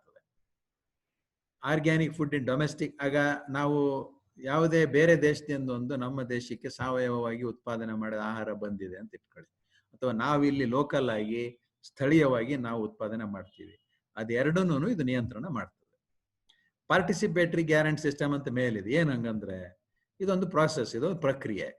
ಈ ಆರ್ಗ್ಯಾನಿಕ್ ಉತ್ಪನ್ನಗಳನ್ನ ಸರ್ಟಿಫೈ ಮಾಡೋ ಪ್ರಕ್ರಿಯೆ. ಇದೇನ್ ಮಾಡ್ತದೆ, ಈಗ ಅಲ್ಲಿ ಏನೇನು ಸ್ಟ್ಯಾಂಡರ್ಡ್ ಇದಾವೆ, ಆರ್ಗ್ಯಾನಿಕ್ ಅಂದ್ರೆ ಏನಿರ್ಬೇಕು, ಇದಕ್ಕೊಂದು ಗುಣಮಾನ ಅಥವಾ ಗುಣಮಟ್ಟ ಏನಿದೆ, ಅದನ್ನೆಲ್ಲ ಇವ್ರು ಲೇ ಡೌನ್ ಕ್ವಾಲಿಟಿ ಸ್ಟ್ಯಾಂಡರ್ಡ್ಸ್ ಮಾನಿಟರ್ ಮಾಡ್ತಾರೆ. ಇದು ಯಾರಿಗೆ ಕೊಡ್ತಾರೆ ಅಂದ್ರೆ, ಕೆಮಿಕಲ್ ಫ್ರೀ ಪ್ರೊಡ್ಯೂಸ್ ಅಂದ್ರೆ ರಾಸಾಯನಿಕಗಳಿಂದ ಮುಕ್ತವಾದ ಉತ್ಪಾದನೆ, under transition to organic which takes 3 years. ಇದು ಗೌಡ್ರು ಹೇಳಿದ್ರಾಗ್ಲೇ, ಈಗ ನಾವು ಇನಾರ್ಗ್ಯಾನಿಕ್ ಅಥವಾ ಸಾಂದ್ರ ಬೇಸಾಯ ಅಥವಾ ರಾಸಾಯನಿಕ ಕೃಷಿಯಿಂದ ಸಾವಯವ ಕೃಷಿಗೆ ಹೋಗ್ಬೇಕಾದ್ರೆ 3 ವರ್ಷ ಬೇಕಾಗುತ್ತೆ ಅಂತ ಹೇಳಿದ್ರಲ್ಲ, ಅವಾಗ ಆ ಉತ್ಪಾದನೆ 3 ವರ್ಷದ ಟೈಮಲ್ಲಿ ಇದರಲ್ಲಿ ಕೆಮಿಕಲ್ ಇಲ್ಲ, ರೈತ ಕೆಮಿಕಲ್ ಬಳಕೆ ಮಾಡಿಲ್ಲ ಅಥವಾ ರಾಸಾಯನಿಕ ಉಪಯೋಗ ಮಾಡಿಲ್ಲ ಅಂತ ತಿಳ್ಕೊಂಡ್ಬಿಟ್ಟು ಅದನ್ನ ಸರ್ಟಿಫೈ ಮಾಡ್ತಾರೆ ಇದರಲ್ಲಿ PGS ಸಿಸ್ಟಮ್ ಅಲ್ಲಿ. ಅದನ್ನ ಬಹಳಷ್ಟು ಅದರಲ್ಲಿ ನಾವು ಒಳಗೆ ನಾವೇ ಇದು ಮಾಡೋದು, ಅಂದ್ರೆ ಇದನ್ನ ಎಕ್ಸ್ಪೋರ್ಟ್ ರಫ್ತು ಮಾಡೋದಿಲ್ಲ. PGS ಗ್ರೀನ್ ಇಂದ ಏನ್ ಮಾಡಿರ್ತೀವಲ್ಲ, ಸರ್ಟಿಫೈ ಪ್ರಮಾಣೀಕರಣ ಮಾಡಿದ್ದು ಡೊಮೆಸ್ಟಿಕ್ ಪರ್ಪಸ್ ಅಂದ್ರೆ ನಮ್ಮಲ್ಲೇ ಉಪಯೋಗಕ್ಕೆ, ನಮ್ಮಲ್ಲೇ ಬಳಕೆಗೆ. ಗೌಡ್ರಾಗ್ಲೇ national programme for organic production ಬಗ್ಗೆ ಹೇಳಿದ್ರು. It grant certification through a process of third party certification. ಈಗ ನೋಡಿ ವ್ಯತ್ಯಾಸ ನೋಡಿದ್ರಲ್ಲಿ, PGS ಅಲ್ಲಿ it is for domestic purpose and NPOP is for export purpose. That means ಅದರ ಅರ್ಥ ಏನು ಅಂದ್ರೆ, ನೀವೇನಾದ್ರೂ ರಫ್ತಿಗೆ ಉದ್ದೇಶ ಇಟ್ಕೊಂಡಿದ್ರೆ ಥರ್ಡ್ ಪಾರ್ಟಿ ಅಂದ್ರೆ ಇನ್ನೊಬ್ಬರಿಂದ ಸರ್ಟಿಫಿಕೇಶನ್ ಮಾಡಿಸುವ, ಥರ್ಡ್ ಪಾರ್ಟಿ ಕ್ವಾಲಿಫೈಡ್ ಆಗಿರ್ಬೇಕು, ಅವಾಗ ನೀವು ಅದನ್ನ ರಫ್ತು ಮಾಡ್ಲಿಕ್ಕೆ ಸಾಧ್ಯ ಇದೆ. ಆಮೇಲೆ ಸಾಯಿಲ್ ಹೆಲ್ತ್ ಬಗ್ಗೆ ಡಾಕ್ಟರ್ ಗೌಡ್ರು ಮೆನ್ಷನ್ ಮಾಡ್ತಾ ಇದ್ದಾರೆ. ಇದೊಂದು ಸ್ಕೀಮ್ ಮಾಡಿದ್ದಾರೆ, ಸಾಯಿಲ್ ಹೆಲ್ತ್ ಕಾರ್ಡ್ ಸ್ಕೀಮ್ ಅಂತ. ಇದರಿಂದಾಗಿ ರಾಸಾಯನಿಕ ಗೊಬ್ಬರಗಳ ಬಳಕೆಯಲ್ಲಿ 8ರಿಂದ 10% ಕಡಿಮೆ ಆಗಿದೆ. That means in this scheme it has resulted in a decline of 8 to 10% in the use of chemical fertilizers. And ಇದು ಉತ್ಪಾದನೆ ಹೆಚ್ಚಾಗಿದೆ, 5 to 6% increase in productivity. That's the benefit of soil health card scheme that has led to decline of 8 to 10% in the use of chemical fertilizers and has also raised productivity by 5 to 6%. ಅದು benefit. Next slide, sir. We have another 10 minutes, sir, I think. Yeah, we will finish. I will finish it by then. One more speaker is there. Yeah, I know. I understand. Yeah. To We'll, close we'll, it fin- 10 minutes. we'll finish. I'll just do it next 5 minutes if you want. ಆಮೇಲೆ agri export policy ಅಂದ್ರೆ ರಫ್ತು, ಕೃಷಿ ರಫ್ತು ನೀತಿ. ಇದು ಏನ್ ಮಾಡ್ತದೆ, focus ಗುಂಪು ಕ್ಲಸ್ಟರ್ಸ್ ಅಂತ ಹೇಳಿದ್ವಾಗಲೇ, marketing and promotion, produce of India, made in India ಅಥವಾ ಮೇಕ್ ಇನ್ ಇಂಡಿಯಾ ತರ ಪ್ರೊಡ್ಯೂಸ್ ಆಫ್ ಇಂಡಿಯಾ. ಆಮೇಲೆ ಒನ್ ಡಿಸ್ಟ್ರಿಕ್ಟ್ ಒನ್ ಪ್ರಾಡಕ್ಟ್, ಒಂದು ಜಿಲ್ಲೆ ಒಂದು ಉತ್ಪನ್ನ ಅಂತ. ಇದರಿಂದ ಏನಾಗ್ತದೆ, to encourage more visibility and sale of indigenous and specialised products, crafts of ಉತ್ತರ ಪ್ರದೇಶಿಗೆ ಮಾಡಿದ್ದದು. ಆಮೇಲೆ ಪ್ರಧಾನಮಂತ್ರಿ ಅವರದ್ದು formalisation of micro food processing enterprises, ಆಹಾರ ಸಂಸ್ಕರಣೆಗೆ ಸ್ಮಾಲ್ ಸ್ಕೇಲ್ ಅಲ್ಲೇ ಮಾಡೋದು, ಮೈಕ್ರೋ ಫುಡ್ ಪ್ರಾಸೆಸಿಂಗ್ ಅಂತಾರೆ. ಇದು ನೀವು ಆತ್ಮನಿರ್ಭರ್ ಅಂತ ಕೇಳಿದಿರಿ ಇತ್ತೀಚೆಗೆ, ಆತ್ಮನಿರ್ಭರ್ ಭಾರತ್ ಅಭಿಯಾನ್, ಅದರ ಭಾಗವಾಗಿ ಇದನ್ನು ಮಾಡಿದ್ದಾರೆ. Ministry of food processing industries ನವರು ಇದನ್ನು ಮಾಡ್ತಾರೆ. To bring a new technology apart from affordable credit help, ಅಂದ್ರೆ ರೈತರಿಗೆ ಒಂದು ಸಹಾಯಧನ ಕೊಡೋದು, ಸಾಲ ಕೊಡೋದು, ಅವ್ರು ಯಾವ ರೀತಿ ಅದ್ರ ಮೇಲೆ ಜಾಸ್ತಿ ಬಡ್ಡಿ ದರ ಇಲ್ಲದಂಗೆ ಅದನ್ನ ಮಾಡೋದು, ಅದನ್ನ ಮಾಡಿ ಇದನ್ನ ಮೈಕ್ರೋ ಫುಡ್ ಪ್ರಾಸೆಸಿಂಗ್ ಹೆಲ್ಪ್ ಮಾಡ್ತಾ ಇದ್ದಾರೆ. ಝೀರೋ ಬಜೆಟ್ ನ್ಯಾಚುರಲ್ ಫಾರ್ಮಿಂಗ್ ಆಗಲೇ ಡಾಕ್ಟರ್ ಗೌಡ್ರು ಹೇಳಿದ್ರು. ಇದು chemical free agriculture drawing from traditional Indian practice, ಅಂದ್ರೆ ಸಾಂಪ್ರದಾಯಿಕ ಭಾರತೀಯ ಪದ್ಧತಿಗಳಿಂದ ಮಾಡಿರೋದು. ಇದು ರಾಸಾಯನಿಕ ಮುಕ್ತವಾದ ಒಂದು ವಿಧಾನ ಅಷ್ಟೇ. Sir next slide sir. ಆಮೇಲೆ ಇನ್ನು ಕೆಲವು ಸ್ಕೀಮ್ಗಳಿದಾವೆ ಇದರಲ್ಲಿ. ಇದು ಏನ್ ನಮ್ ಬ್ಯಾಕ್ ಗ್ರೌಂಡ್ ಹೋಗೋಣ, ಯಾವಾಗಿಂದ ಶುರುವಾಯಿತು, 2000ರಲ್ಲಿ. ಆಮೇಲೆ ಕರ್ನಾಟಕ ಸರ್ಕಾರ 2004ರಲ್ಲಿ ಒಂದು ಕೃಷಿ ನೀತಿ ತಂತು, ಅಂದ್ರೆ ಸಾವಯವ ಕೃಷಿ ನೀತಿ ಅದು. ಆಮೇಲೆ 2008ರಲ್ಲಿ ಆರ್ಗ್ಯಾನಿಕ್ ಫಾರ್ಮಿಂಗ್ ಮಿಷನ್ ಅಂತ ಮಾಡ್ತು, ಅಂದ್ರೆ ಸಾವಯವ ಕೃಷಿ ಮಿಷನ್ ಮಾಡಿ. ಉದ್ದೇಶ ಏನು ಅಂದ್ರೆ 90,000 ರೈತರನ್ನ ರಾಜ್ಯಾದ್ಯಂತ 100% 100% ಸಾವಯವ ಕೃಷಿಕರನ್ನಾಗಿ ಮಾಡಬೇಕು. ಆಮೇಲೆ ಸುಮಾರಷ್ಟು ಭಾಗ್ಯಗಳನ್ನ ಕೇಳಿದಿರಿ ನೀವು, ಸಾವಯವ ಭಾಗ್ಯ ಯೋಜನೆ ಅಂತ ಒಂದು ಮಾಡಿದ್ರು. ಇದನ್ನ ಹೋಬಳಿ ಲೆವೆಲ್ ಅಲ್ಲಿ, ಹೋಬಳಿ ಮಟ್ಟದಲ್ಲಿ ಇದನ್ನ ಇಂಪ್ಲಿಮೆಂಟ್ ಮಾಡಿದ್ರು 2013 2014ರಲ್ಲಿ. ಈಗ 556 ಹೋಬಳಿಗಳಲ್ಲಿ 63,000 ಹೆಕ್ಟೇರ್ ಪ್ರದೇಶದಲ್ಲಿ 53,000 ರೈತರು ಇದನ್ನು ಮಾಡ್ತಾ ಇದ್ದಾರೆ. ಆಮೇಲೆ ಒಂದೊಂದು ಪ್ರಾಜೆಕ್ಟ್ಗೂ 100 ಹೆಕ್ಟೇರ್ ಇದೆ. ಆಮೇಲೆ ಇದು ರಿಜಿಸ್ಟರ್ ಆಗಿರುತ್ತೆ, ಗ್ರೂಪ್ ಸರ್ಟಿಫಿಕೇಶನ್, ಅಂದ್ರೆ ಗ್ರೂಪ್ ಆಗಿ ನಾವು ಪ್ರಮಾಣೀಕರಣ ಮಾಡಬಹುದು. ಆಮೇಲೆ Karnataka state organic certification agency ಅಂತ ಒಂದಿದೆ, KSOC. ಇವೆಲ್ಲ ವಿಷಯ ಗೊತ್ತಿರ್ಲಿ ಅಂತ ಹೇಳ್ತಾ ಇದೀವಿ. ನಿಮ್ಗೆ ಇದು ಜಾಸ್ತಿ ವಿವರ ಬೇಕು ಅಂದ್ರೆ ಆಮೇಲೆ ಅದನ್ನ ಹೇಳ್ತಾ ಹೋಗೋಣ. ಆಮೇಲೆ ಇನ್ನೊಂದು ಹೇಳಿದ್ರು ಅವರು, ಸಾಯಿಲ್ ಹೆಲ್ತ್ ಬಗ್ಗೆ, ಮಣ್ಣಿನ ಆರೋಗ್ಯದ ಬಗ್ಗೆ. ಅದಕ್ಕೆ ಅದು ಬೇರೆ ಸಪೋರ್ಟ್ ಏನೇನ್ ಬೇಕು, ಅದಕ್ಕೇನು ಇದು ಬೇಕು, ಅದನ್ನು ಮಾಡ್ತಾ ಇದ್ದಾರೆ. Karnataka state organic certification agency ಅವರು ಸಹಾಯ ಮಾಡ್ತಾರೆ. ಏನಕ್ಕೆ?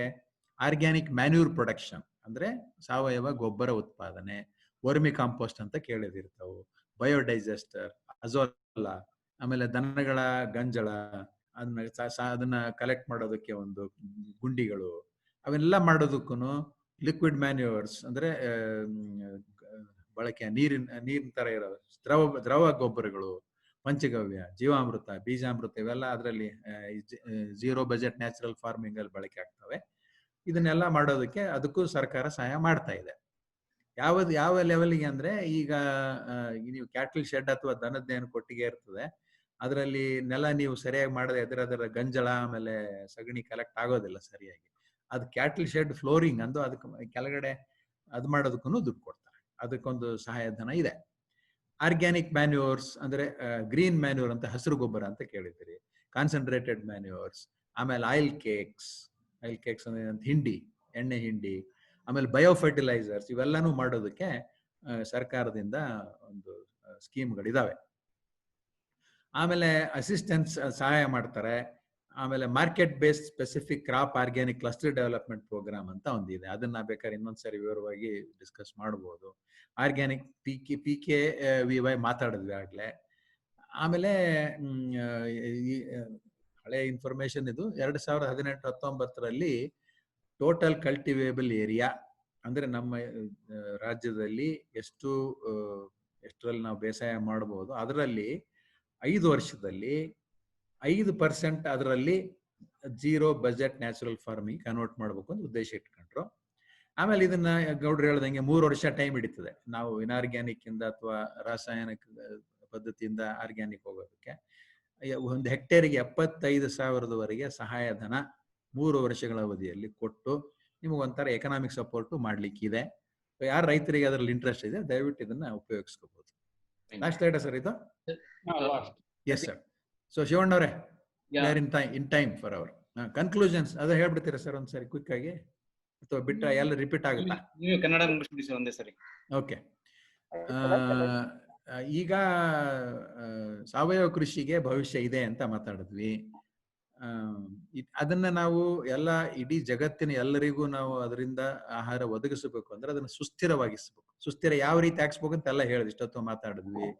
ಅದ್ ಯಾವ ತರ ನಾವು ಲಘು ಪೋಷಕಾಂಶ ಕೊಡಬೇಕು, ಯಾವ ತರ ನಾವೇನು ಮಣ್ಣಿಂದ ಏನ್ ತೆಗೆದಿರ್ತೀವಿ ಅದನ್ನ ಮತ್ತೆ ವಾಪಸ್ ಹಾಕ್ಬೇಕು. ಆಮೇಲೆ sustainably feed the world with good soil health using bio fertilisers.